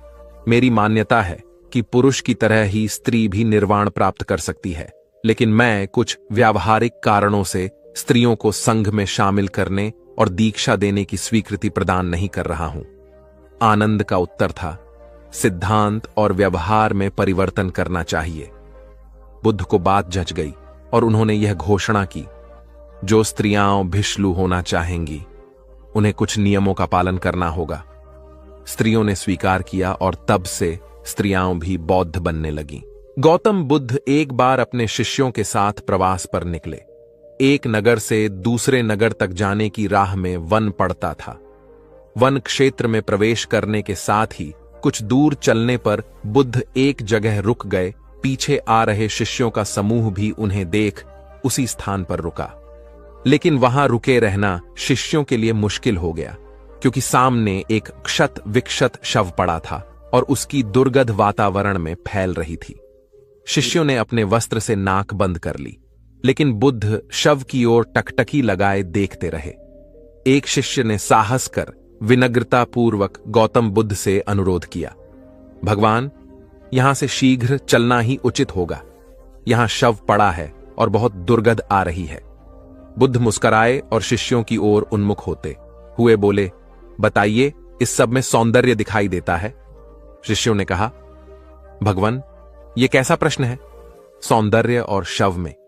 जीवन था तब तक सौंदर्य, अब तो सब समाप्त हो गया। बुद्ध ने शव की ओर इशारा करके बताया, देखो, जब कभी यह व्यक्ति जीवित रहा होगा, इसकी दंत पंक्तियां अद्वितीय रही होंगी। मृत्यु के बाद भी इसके दंत देखकर यही साबित होता है। वहां खड़े सभी शिष्यों ने दृष्टि डाली तो पाया बुद्ध सही कह रहे थे। तब शिष्यों को भान हुआ कि शव में भी अच्छाई हो सकती है। दरअसल सौंदर्य निर्जीव में भी नजर आ सकता है। केवल शर्त यह है कि दृष्टि बुद्ध के समान बुराई में भी अच्छाई देखने वाली होनी चाहिए। गुलाब की एक शाखा में फूल की तुलना में कांटे ही अधिक होते हैं, पर हम फूल चुनते हैं, कांटे नहीं। ठीक इसी तरह किसी में 100 बुराइयां नहीं, अच्छाई देखनी चाहिए। प्राचीन सियालकोट में एक बार बौद्धों का बहुत बड़ा भिक्षु संघ आया। इस संघ को एक ऐसे वेद पाठी ब्राह्मण के विषय में झांत हुआ जो इतना रूढ़िवादी था कि किसी अवैदिक पंडित की छाया भी स्वयं पर नहीं पड़ने देता था। उसे सुधारने का बीड़ा एक भिक्षु ने उठाया। अगले दिन वह अपना भिक्षा पात्र लेकर ब्राह्मण के घर पहुंच गया और पूछा, कुछ आहार पानी की सुविधा है? उसकी बात सुनकर घर के सभी लोग मौन रहे और उसकी ओर घृणा की दृष्टि से देखा। भिक्षु लौट आया। दूसरे दिन फिर गया और वही प्रश्न दोहराया। इस बार भी उसे चुप्पी और तिरस्कार का सामना करना पड़ा। वह पुनः लौट गया। एक दिन जब वह ब्राह्मण के घर पहुंचा तो ब्राह्मण वहां नहीं था। नित्य आने जाने से ब्राह्मणी का मन पसीज गया। वह बोली, मैं तो तुम्हें आहार पानी दे दूं, किंतु पंडित जी की नाराजगी के कारण विवश हूं। भिक्षु ने कहा, कोई बात नहीं बहन, मैं अपना काम करता हूं, तुम अपना काम करो। वापस लौटते हुए भिक्षु को ब्राह्मण मिल गया। उसने भिक्षु को खूब खरी खोटी सुनाई। तब भिक्षु ने कहा, इतने दिनों तक आपके घर से कुछ नहीं मिला, किंतु आज आपकी पत्नी ने नहीं दी है, अब किसी दिन हां भी मिल जाएगा। ब्राह्मण थोड़ा शांत हुआ और बोला, यह क्रम कब तक जारी रखोगे? भिक्षु ने उत्तर दिया, जब तक जीवित हूं। उसका धैर्य देख ब्राह्मण का अहंकार पिघल गया और उसने भिक्षु से क्षमा मांगी। वस्तुतः धैर्य व सहिष्णुता के बल पर बड़ी से बड़ी प्रतिकूलता को अनुकूलता में बदला जा सकता है। भगवान बुद्ध के प्रवचन सुनने के लिए एक व्यक्ति नियमित रूप से आता था। इस प्रकार उसे 1 माह हो चुका था, किंतु उसके जीवन पर कोई प्रभाव नहीं पड़ा। भगवान बुद्ध उपदेश में कहते थे कि धर्म पर चलो, अपने जीवन से राग द्वेष को दूर करो, काम क्रोध लोभ मोह और अहंकार से सदा दूर रहो। बुद्ध के उपदेशों से लोगों को बहुत शांति मिलती थी, किंतु उस व्यक्ति का मन अशांत रहता था। एक दिन उसने बुद्ध से जाकर कहा, हे प्रभु, मैं 1 माह से आपका उपदेश सुन रहा हूं, किंतु उसका तनिक भी असर मेरे आचरण पर नहीं पड़ा। मैं बहुत परेशान हूं, मुझे क्या करना चाहिए? बुद्ध उनकी बात सुनकर बोले, तुम कहां के रहने वाले हो? उसने कहा, श्रावस्ती का। बुद्ध ने अगला प्रश्न किया, वह यहां से कितनी दूर है? उसने अनुमान से बता दिया। बुद्ध ने पुनः जिज्ञासा प्रकट की, कितना समय लगता है? उस व्यक्ति ने हिसाब लगाकर बता दिया। बुद्ध ने कहा, अब बताओ कि क्या तुम यहां पर बैठे बैठे ही अपने घर पहुंच सकते हो? उसने कहा, यह कैसे हो सकता है? वहां पहुंचने के लिए तो चलना होगा। तब बुद्ध ने बड़े प्रेम से उसे समझाया, जैसे चलने पर ही पहुंचा जा सकता है, वैसे ही अच्छी बातों पर अमल करने से ही लाभ होता है। हे प्यारे, तुम मेरे ज्ञान के साथ अपने कर्म को जोड़ दो, तब तुमको उत्तम फल मिलेगा। उस व्यक्ति को अपनी गलती समझ में आ गई। उसने अपने जीवन में सुधार कर लिया, जिससे उसका जीवन सदाचारी बन गया। एक छोटी सी नदी थी। उसके दोनों किनारों पर लोग रहते थे। नदी के पानी से दोनों ओर के लोग अपना अपना काम चलाते थे और सुखमय जीवन बिताते थे। एक बार संयोग से पानी को लेकर दोनों पक्षों में तनातनी हो गई। वे एक दूसरे पर आरोप लगा रहे थे कि तुम ज्यादा पानी ले रहे हो। जब आपसी बातचीत में मामला नहीं निपटा तो वे मरने मारने पर उतारू हो गए। उनके पास जो भी हथियार थे उन्हें तत्काल निकाल लाए और एक दूसरे पर टूट पड़ने को आमादा हो गए। तभी किसी ने जाकर भगवान बुद्ध को सूचना दी। उन्होंने दोनों पक्षों के प्रतिनिधियों को बुलाया और तकरार का कारण पूछा। दोनों प्रतिनिधियों ने अपना अपना पक्ष रखा। बुद्ध ने दोनों की बातें सुनी और मुस्कुराकर कहा, तो तुम लोग क्या करोगे? दोनों प्रतिनिधियों ने आवेश में आकर कहा, हम खून की नदियां बहा देंगे। भगवान बुद्ध ने कहा, तो तुम्हें खून चाहिए? उन लोगों ने हतप्रभ होकर बुद्ध की ओर देखा, फिर बोले, नहीं, हमें पानी चाहिए। भगवान बुद्ध ने कहा, तो तुम्हें खून चाहिए?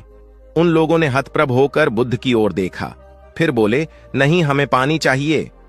तब सहज भाव से बुद्ध ने कहा, खून बहाकर खून मिलेगा, पानी कैसे पाओगे? कुछ ठहर कर आगे बुद्ध बोले, याद रखो, हिंसा हिंसा को बढ़ाती है, बैर बैर को बढ़ाता है। नदी से ही सीख लो कि वह किसी से लड़ती नहीं, वह निश्चल भाव से अपने जल का सभी के लिए दान करती है। बुद्ध के शब्दों ने जादू जैसा काम किया और दोनों पक्षों की समस्या का सहज रूप से समाधान हो गया। दोनों पक्ष मिल बांटकर पानी का उपयोग करने लगे। कुल बुद्ध एक दिन वैशाली में प्रवचन दे रहे थे। विशाल जनसमूह उन्हें अत्यंत शांति और तन्मयता से सुन रहा था। कहीं कोई शोर नहीं था, मात्र बुद्ध की वाणी गूंज रही थी। बुद्ध के शिष्यों के साथ उपस्थित लोग बुद्ध के अमृत वचनों का पान पूर्ण एकाग्रता से कर रहे थे। तभी उस शांत वातावरण में खलल उत्पन्न करती एक व्यक्ति की जोरदार आवाज आई, आज मुझे सभा में बैठने की अनुमति क्यों नहीं दी गई? बुद्ध उस व्यक्ति का चिल्लाना सुनकर भी मौन रहे। उस व्यक्ति ने पुनः चिल्लाकर यही प्रश्न पूछा। बुद्ध ने नेत्र बंद कर लिए। उनका एक शिष्य बोल उठा, भगवान, बाहर खड़े अपने इस शिष्य को अंदर आने की अनुमति दीजिए। बुद्ध ने नेत्र खोलकर कहा, नहीं, यह अस्पृश्य है। शिष्यगण बुद्ध के मुंह से अस्पृश्य शब्द सुनकर विस्मित हुए और उन्होंने पूछा, वह अस्पृश्य क्यों? कैसे? भगवान, आपके धर्म में तो जात पात का भेद नहीं है। बुद्ध बोले, आज यह क्रोध में आया है। क्रोध से जीवन की एकता भंग होती है। क्रोध ही मानसिक हिंसा करता है। किसी भी कारण से क्रोध करने वाला अस्पृश्य है। उसे कुछ देर तक स्मरण कर लेना चाहिए कि अहिंसा परम धर्म है।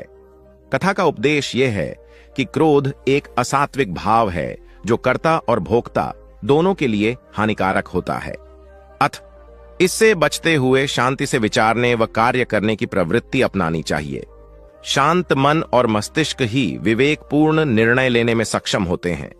बौद्ध संघ के एक भिक्षु को कोई गंभीर रोग हो गया। उसकी हालत इतनी खराब हो गई कि वह चल फिर भी नहीं सकता था और मलमूत्र में लिपटा पड़ा रहता था।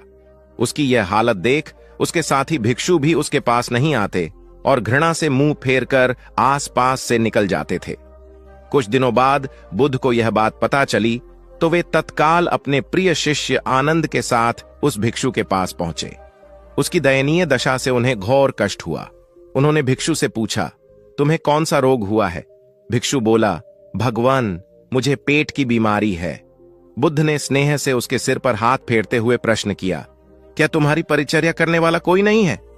भिक्षु की ना सुनते ही बुद्ध ने आनंद से कहा, पानी लेकर आओ, हम लोग पहले इसका शरीर स्वच्छ करेंगे। आनंद पानी लेकर आए। फिर बुद्ध ने भिक्षु के शरीर पर पानी डाला और आनंद ने उसके मल मूत्र को साफ किया। अच्छी तरह धो पोंछ कर बुद्ध ने भिक्षु के सिर को पकड़ा और आनंद ने पैरों को। इस प्रकार उसे उठाकर चारपाई पर लिटा दिया। फिर बुद्ध ने सारे भिक्षुओं को एकत्रित कर उन्हें समझाया, भिक्षुओं, तुम्हारे माता नहीं, पिता नहीं, भाई नहीं, बहन नहीं जो तुम्हारी सेवा करेंगे। यदि तुम परस्पर एक दूसरे की सेवा और देखभाल नहीं करोगे तो फिर कौन करेगा? याद रखो, जो रोगी की सेवा करता है वह ईश्वर की सेवा करता है।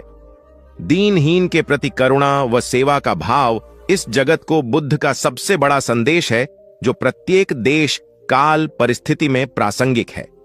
गौतम सिद्धार्थ बुद्धत्व प्राप्त करके महात्मा बुद्ध बन गए। सत्य, अहिंसा और दया की मूर्ति बुद्ध अपने शिष्यों के साथ एक गांव में पहुंचे। कुछ अज्ञानी लोग उनके विरोधी थे। वे बुद्ध को अपशब्द कहने लगे। बुद्ध के शिष्यों को बहुत बुरा लगा, मगर बुद्ध ने उन्हें समझाया, ये लोग तो केवल अपशब्द ही कह रहे हैं। अगर ये पत्थर भी मार रहे होते तो भी मैं कहता कि मारने दो। मैं जानता हूं कि ये लोग कुछ कहना चाहते हैं, लेकिन क्रोध के मारे वह कह नहीं पा रहे हैं। 10 साल पहले यदि यही लोग मुझे गाली देते तो मैं इन्हें भी गाली देता, लेकिन अब तो लेन देन से मुक्ति मिल चुकी है। क्रोध से अपशब्द निकलते हैं। यहां तो क्रोध भवन कब का ढह चुका है। अपशब्द कहने वाले बड़ी मुश्किल में पड़ गए। तभी बुद्ध ने अपने शिष्यों से पूछा, इस गांव में कुछ लोग अपशब्द कह रहे हैं, इन्हें बताओ कि वहां के लोग फल और मिठाइयां लेकर आए थे। बुद्ध ने पूछा, फिर मैंने क्या किया था? शिष्यों ने बताया, आपने सारे फल और मिठाइयां यह कहकर वापस कर दी कि अब लेने वाला विदा हो चुका है, इन्हें वापस ले जाओ।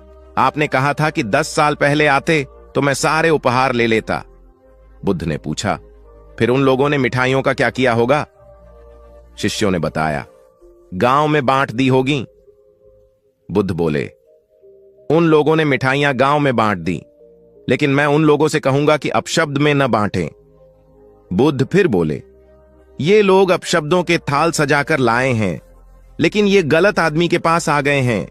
ये मुझसे क्रोध नहीं करवा सकते। ठीक खूंटी की तरह जो किसी को नहीं टांगती, लोग उस पर वस्त्र टांग देते हैं।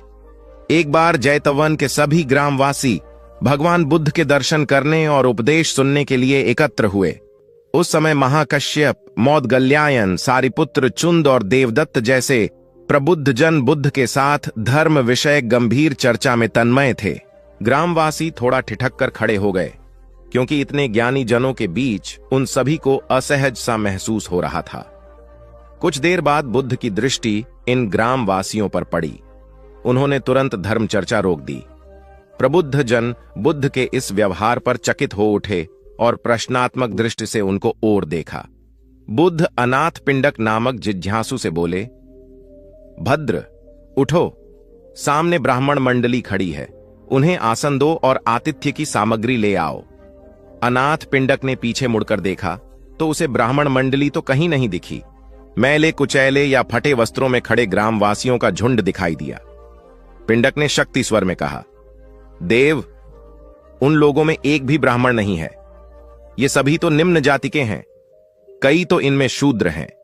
बुद्ध गंभीर होकर बोले, पिंडक, जो व्यक्ति सदा श्रद्धावान है वह ब्राह्मण ही है। ये लोग प्रयोजन के लिए भावयुक्त होकर आए हैं, इसलिए इस समय तो ये ब्राह्मण ही हैं। अत तुम इनका समुचित सत्कार करो। कथा का इंगित यह है कि व्यक्ति जन्म से नहीं, कर्म से ब्राह्मण होता है। जो सद्गुणी हों और सत्कर्मी हों, वे शूद्र जाति में जन्मने के बावजूद ब्राह्मण हैं तथा उसी रूप में उनका आदर किया जाना चाहिए। यदि जीवन का संतुलन बिगड़ा और थकान आई तो समझ लीजिए कि बीमारी आई, और यदि वापस ऊर्जा अर्जित करने के लिए विश्राम किया जा रहा है तो ऐसी थकान वरदान भी साबित हो सकती है। इन दिनों जिस तरह की हमारी जीवन शैली है, इसमें असंतुलन बहुत अधिक है। सुबह उठने से लेकर रात को सोने तक शरीर की कुछ नियमित क्रियाएं हैं, आदमी उसे भूल गया है। गौतम बुद्ध बहुत काम करते पर कभी थकते नहीं थे। आज भी कई साधु संत उतना ही परिश्रम कर रहे हैं जितना एक कॉर्पोरेट जगत का सफल व्यक्ति करता है, और जब वे रात को सोते हैं तो पूरी बेफिक्री के साथ। बुद्ध से उनके शिष्यों ने एक बार पूछा था, आप थकते नहीं? बुद्ध का उत्तर था, जब मैं कुछ करता ही नहीं तो थकूंगा कैसे? बात सुनने में अजीब लगती है, लेकिन है बड़ी गहरी। अध्यात्म ने इसे साक्षी भाव कहा है। स्वयं को करते हुए देखना, यह वह स्थिति होती है जब तन सक्रिय और मन विश्राम की मुद्रा में होता है। आज ज्यादातर लोग असमय, अकारण थक जाते हैं, जिसका एक बड़ा कारण असंतुलित जीवन है। एक होता है थकान को महसूस करना और दूसरा है स्वाभाविक थकान। जिस समय आपकी रुचियों, इच्छाओं और मूल स्वभाव में धीमापन आने लगे, अकारण चिड़चिड़ाहट हो जाए, समझ लें कि यह थकान बीमारी है।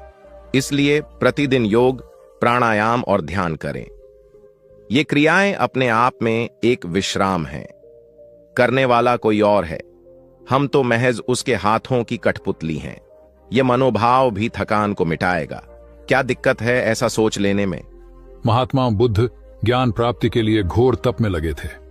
उन्होंने शरीर को काफी कष्ट दिया, यात्राएं की, घने जंगलों में कठिन साधना की, पर आत्मज्ञान की प्राप्ति नहीं हुई।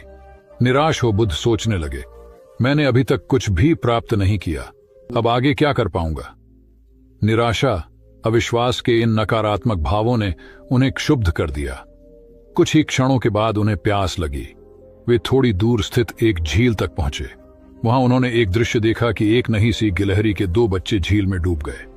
पहले तो वह गिलहरी जड़वत बैठी रही, फिर कुछ देर बाद उठकर झील के पास गई, अपना सारा शरीर झील के पानी में भिगोया और फिर बाहर आकर पानी झाड़ने लगी। ऐसा वह बार बार करने लगी। बुद्ध सोचने लगे कि इस गिलहरी का प्रयास कितना मूर्खतापूर्ण है। क्या कभी यह इस झील को सुखा सकेगी?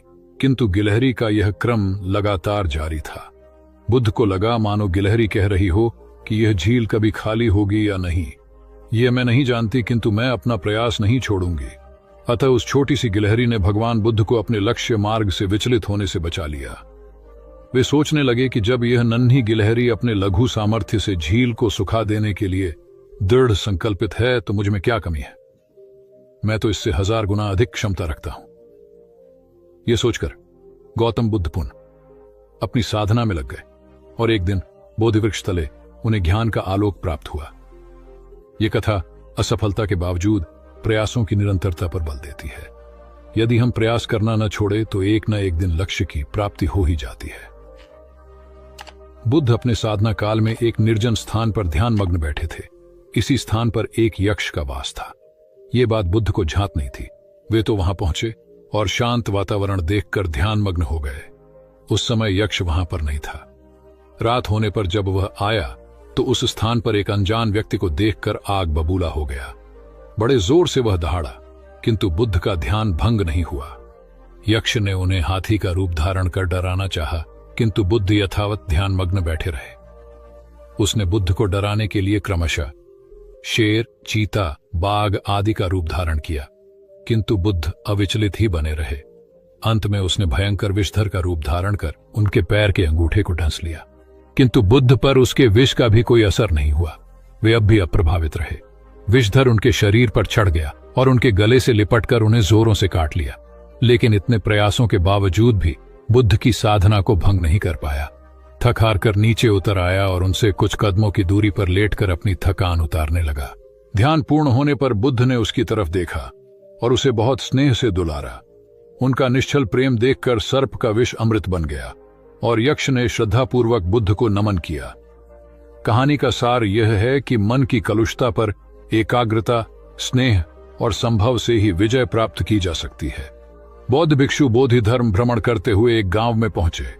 लोग उनका बहुत आदर करते थे। बोधि धर्म व उनके शिष्यों का ग्रामीणों ने हार्दिक सत्कार किया और फिर उनके पवित्र वचनों को सुनने के लिए उनके आसपास एकत्रित हो गए।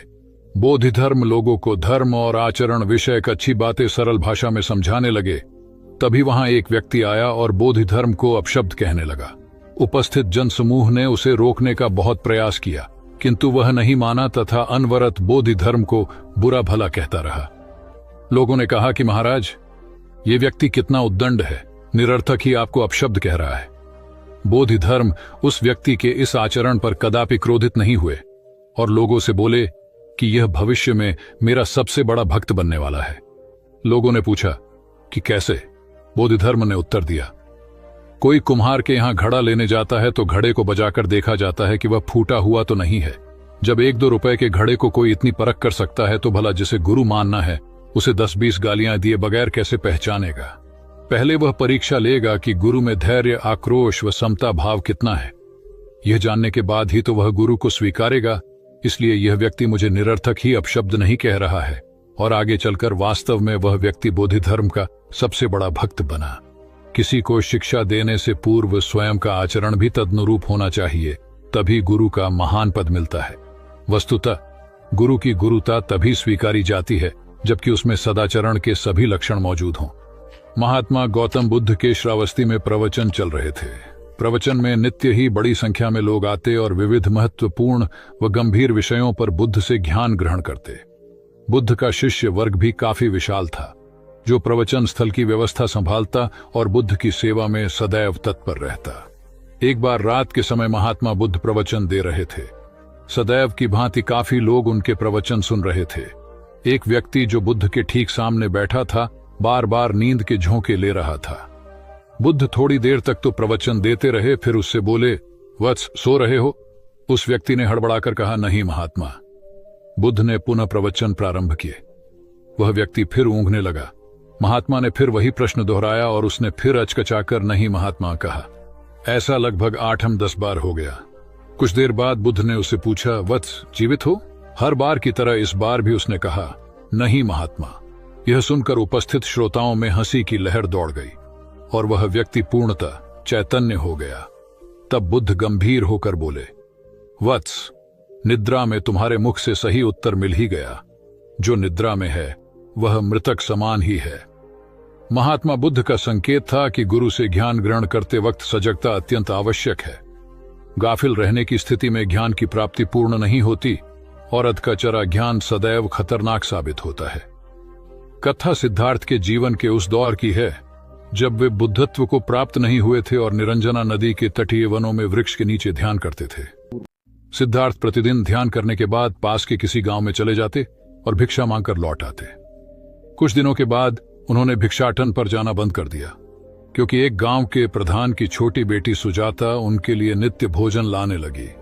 सिद्धार्थ को वह बड़े स्नेह से भोजन कराती थी। कुछ दिनों बाद उसी गांव का एक चरवाहा भी सिद्धार्थ से प्रभावित होकर उनके पास आने लगा।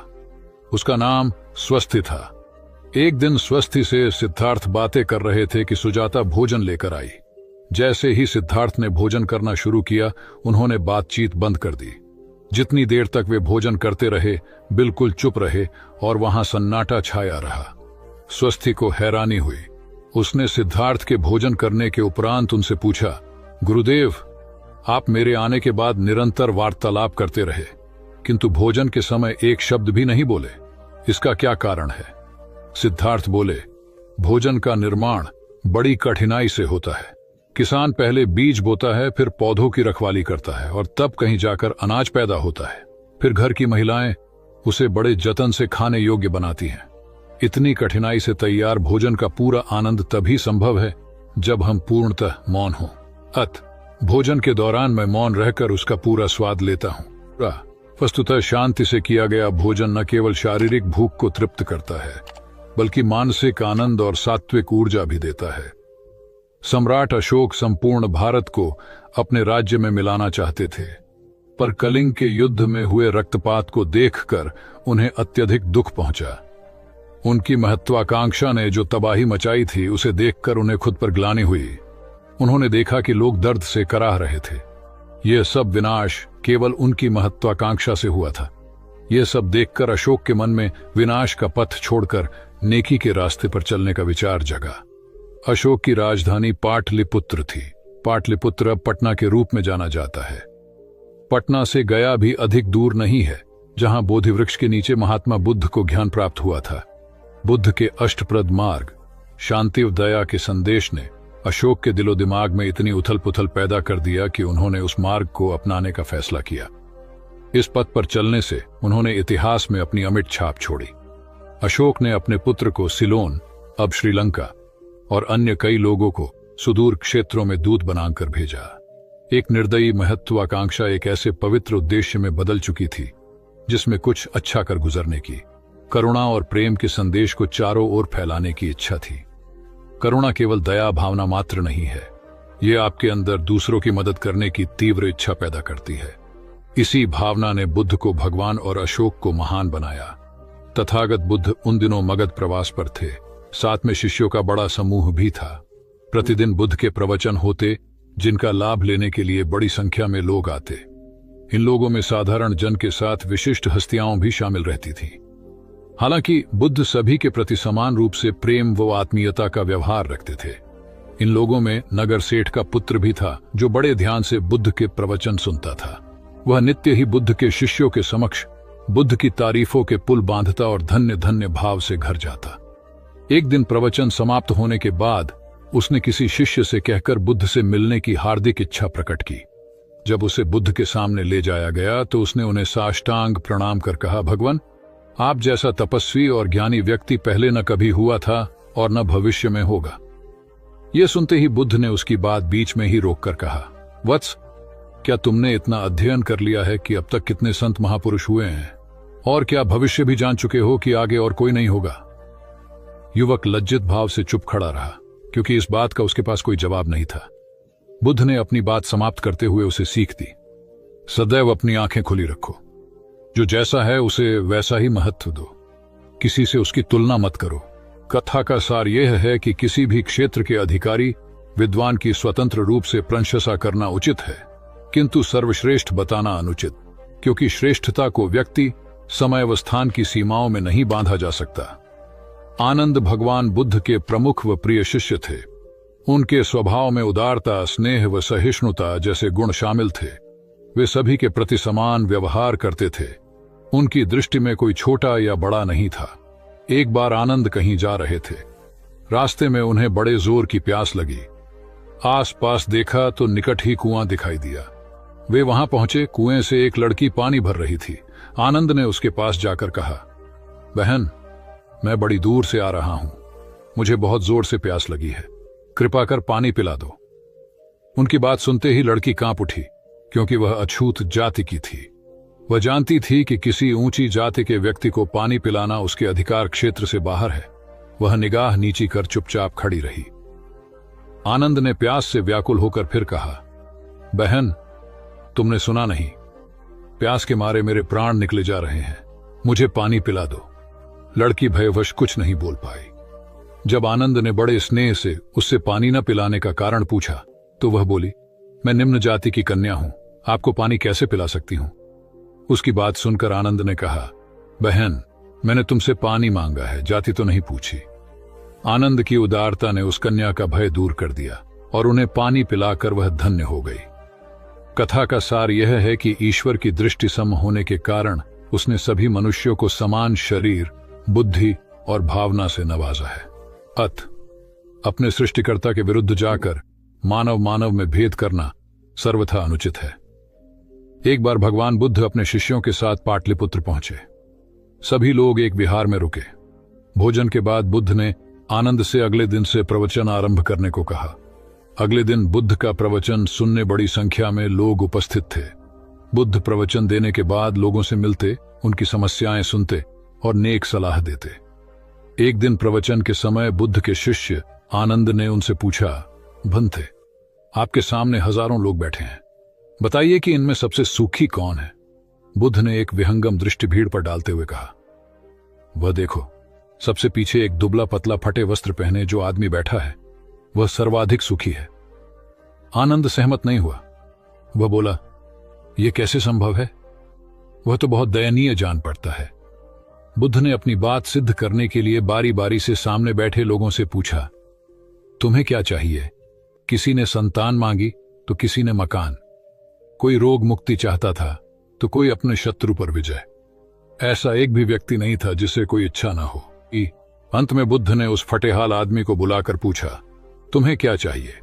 उसने हाथ जोड़कर जवाब दिया, कुछ नहीं, यदि ईश्वर को मुझे कुछ देना ही है तो बस इतना कर दें कि मेरे अंदर कभी कोई चाह पैदा ना हो। मैं ऐसे ही स्वयं को सबसे बड़ा सुखी मानता हूं। उसकी बात सुनकर आनंद से बुद्ध ने कहा, आनंद, जहां चाह है वहां सुख नहीं हो सकता। आनंद ने बुद्ध की इस शिक्षा को सदा के लिए गांठ बांध लिया। सार यह है कि लालसा से लोभ बढ़ता है, जो असंतोष का जनक होता है।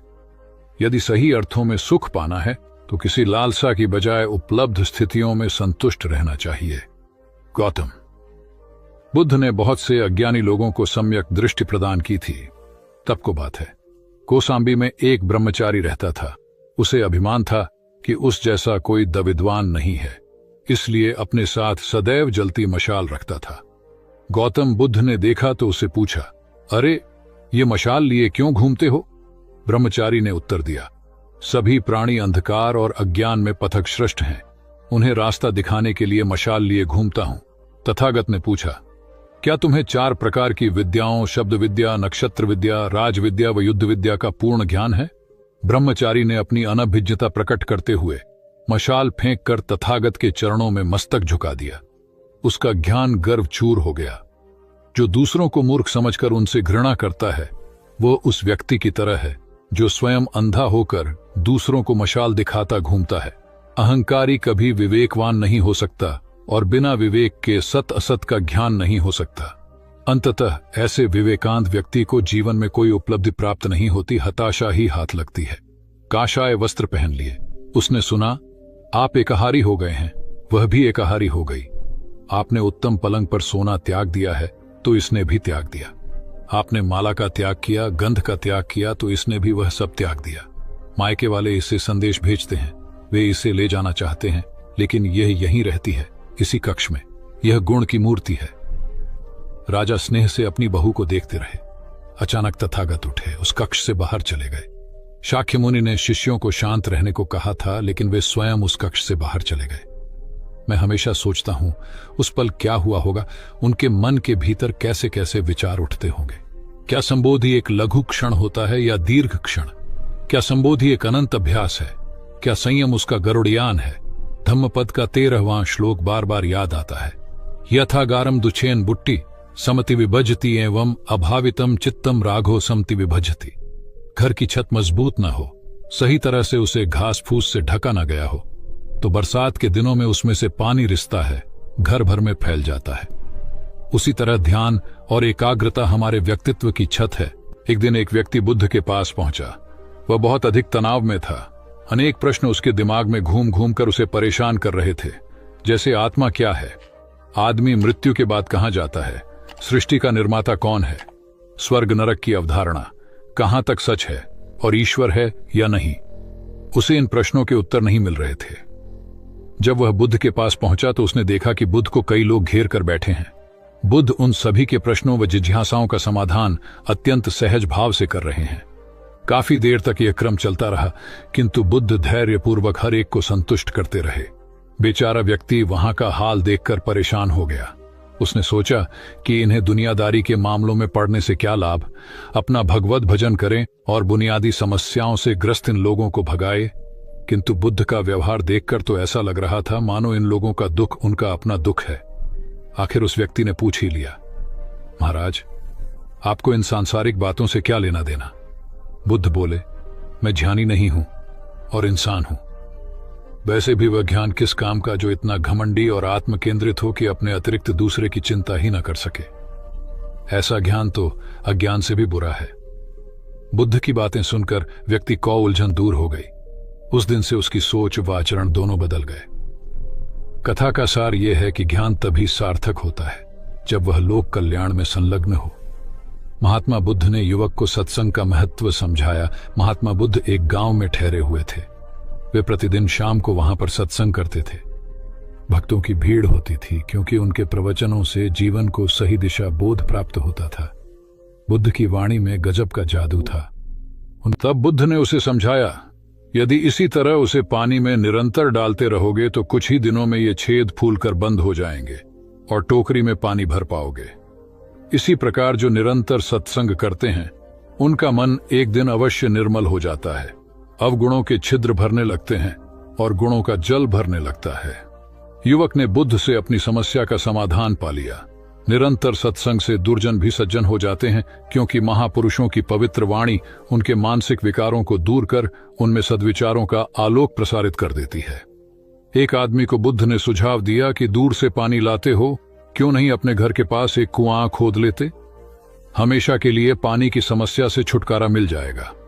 सलाह मानकर उस आदमी ने कुआं खोदना शुरू किया, लेकिन 7-8 फीट खोदने के बाद उसे पानी तो क्या, गीली मिट्टी का भी चिन्ह नहीं मिला।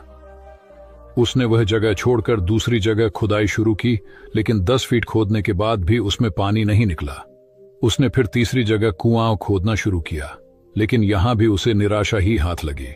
इस क्रम में उसने 8-10 फीट के 10 कुएं खोद डाले, लेकिन पानी कहीं नहीं मिला।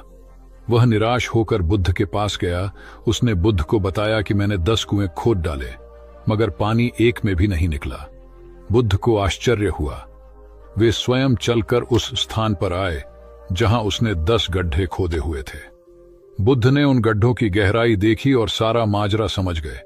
फिर वे बोले, 10 कुएं खोदने की बजाय एक कुएं में ही तुम अपना सारा परिश्रम लगाते तो पानी कब का मिल गया होता। तुम सब गड्ढों को बंद कर दो, केवल एक को गहरा करते जाओ, पानी निकल आएगा।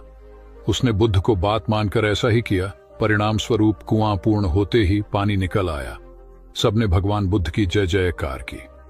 धन्ना सेठ के पास 7 पुश्तों के पालन पोषण जितना धन था। उसका व्यापार चारों तरफ फैला हुआ था, किंतु फिर भी उसका मन अशांत रहता था।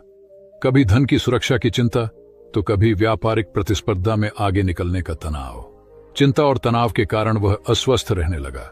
उसके मित्र ने उसकी गिरती दशा देखी तो उसे बुद्ध के पास जाने की सलाह दी। सेठ बुद्ध के पास पहुंचा और अपनी समस्या बताई। बुद्ध ने उसे सांत्वना देते हुए कहा, तुम घबराओ मत, तुम्हारा कष्ट अवश्य दूर होगा। बस तुम यहां कुछ दिन रहकर प्रभु का ध्यान किया करो। बुद्ध के कहे अनुसार सेठ ने रोज ध्यान करना शुरू कर दिया, किंतु सेठ का मन ध्यान में नहीं लगा। वह जैसे ही ध्यान करने बैठता, उसका मन फिर अपनी दुनिया में चला जाता। उसने बुद्ध को यह बात बताई, किंतु बुद्ध ने कोई उपाय नहीं बताया। थोड़ी देर बाद जब सेठ बुद्ध के साथ वन में सायंकालीन भ्रमण कर रहा था, तो उसके पैर में एक कांटा चुभ गया। वह दर्द के मारे कराहने लगा। बुद्ध ने कहा, बेहतर होगा कि तुम जी कड़ाकर कांटे को निकाल दो, तब इस दर्द से मुक्ति मिल जाएगी। सेठ ने मन कड़ाकर कांटा निकाल दिया। उसे चैन मिल गया। तब बुद्ध ने उसे समझाया, ऐसे ही लोभ, मोह, क्रोध, घमंड व द्वेष के कांटे तुम्हारे मन में गड़े हैं। जब तक अपने मन की संकल्प शक्ति से उन्हें नहीं निकालोगे, अशांत ही रहोगे। सेठ का अज्ञान बुद्ध के इन शब्दों से दूर हो गया और उसने निर्मल हृदय की राह पकड़ ली। अपनी कुप्रवृत्तियों से मुक्ति के लिए संकल्पबद्धता अनिवार्य है। जब तक व्यक्ति दृढ़ निश्चय न कर ले, वह अपनी गलत आदतों से मुक्त नहीं हो सकता। बुद्ध की शिक्षा से गांव का उद्धार हुआ। एक युवक ने बुद्ध से आकर कहा, मेरा गांव अशिक्षित है। मैं अपने परिवार से झगड़कर थोड़ा बहुत पढ़ पाया हूं। आगे और पढ़ना चाहता हूं, किंतु सभी रोक रहे हैं। घर के लोग सोचते हैं कि खेती में खूब पैसा है और उसके लिए किसी शिक्षा की आवश्यकता नहीं है। यही सोच गांव वालों की भी है। कृपया आप मेरे गांव चलकर वहां शिक्षा का प्रसार करवाइए। बुद्ध युवक की बात मानकर गांव आ गए। धर्मभीरू ग्रामीणों ने बुद्ध का सत्कार किया और रोज उनके प्रवचन सुनने आने लगे। बुद्ध जब भी शिक्षा का महत्व बताते, ग्रामीण विरोधी मत रखते। एक दिन एक महिला अपने 5 साल के बच्चे के लिए पूछने लगी कि उसे किस उम्र से शिक्षा दिलवाए। तब बुद्ध ने समझाया कि तुम्हें तो 5 वर्ष पूर्व उसकी शिक्षा शुरू कर देनी थी। उसे क्या खाना है, क्या नहीं, कैसे क्या बोलना है आदि बातें शुरू से सिखाओगी, तभी तो वह अपना उचित ख्याल रख सकेगा। बुद्ध की यह बात महिला सहित सभी ग्रामीणों को समझ में आ गई। उन्होंने अपने बच्चों को विद्यालय भेजना शुरू किया। यह समय वर्षा का था। युवक ने लोगों को जल संग्रहण की तकनीक बताई। अधिकांश ने उपहास किया, किंतु युवक अपना काम करता रहा। बुद्ध का सहयोग प्राप्त था, इसलिए किसी ने उसका खुलकर विरोध नहीं किया। जब गर्मी में भीषण जल संकट के कारण फसलें सूखने लगीं, तो युवक ने कुएं खुदवाए, जिनमें जल संग्रहण की तकनीक के कारण खूब पानी निकला। ग्रामीण अब शिक्षा का महत्व समझ चुके थे। धीरे धीरे संपूर्ण गांव शिक्षित हो गया। ज्ञान हर उम्र में अर्जित किया जा सकता है। यही ज्ञान हमें जीवन में आने वाली समस्याओं के समाधान की राह सुझाता है। इसी काम में बार बार असफलता मिलने के कारण अक्सर लोग अपने भाग्य को कोसने लगते हैं। भाग्य को कोसने वाले लोग इस कहानी को जरूर सुने। एक बार एक इंसान अपनी जिंदगी से बहुत परेशान था। वह हर समय अपने आप को कोसता रहता था। वह कहता था कि क्या जिंदगी मिली है मुझे, क्या जीवन है। हर परेशानी मेरे साथ ही है, हर दुख मुझे ही आकर घेरता है, हर झंझट मेरे ही सर पड़ती है। एक दिन वह एक पहाड़ी के पास बैठा था और इसी तरह अपने आप को कोस रहा था। तभी अचानक एक बाज अपने शिकार को पंजों में दबाए हुए एक पेड़ पर आकर बैठ जाता है और वहीं पर अपने उस शिकार को नोच कर खाने लग जाता है। यह सारा नजारा वह परेशान आदमी बड़े गौर से देख रहा था।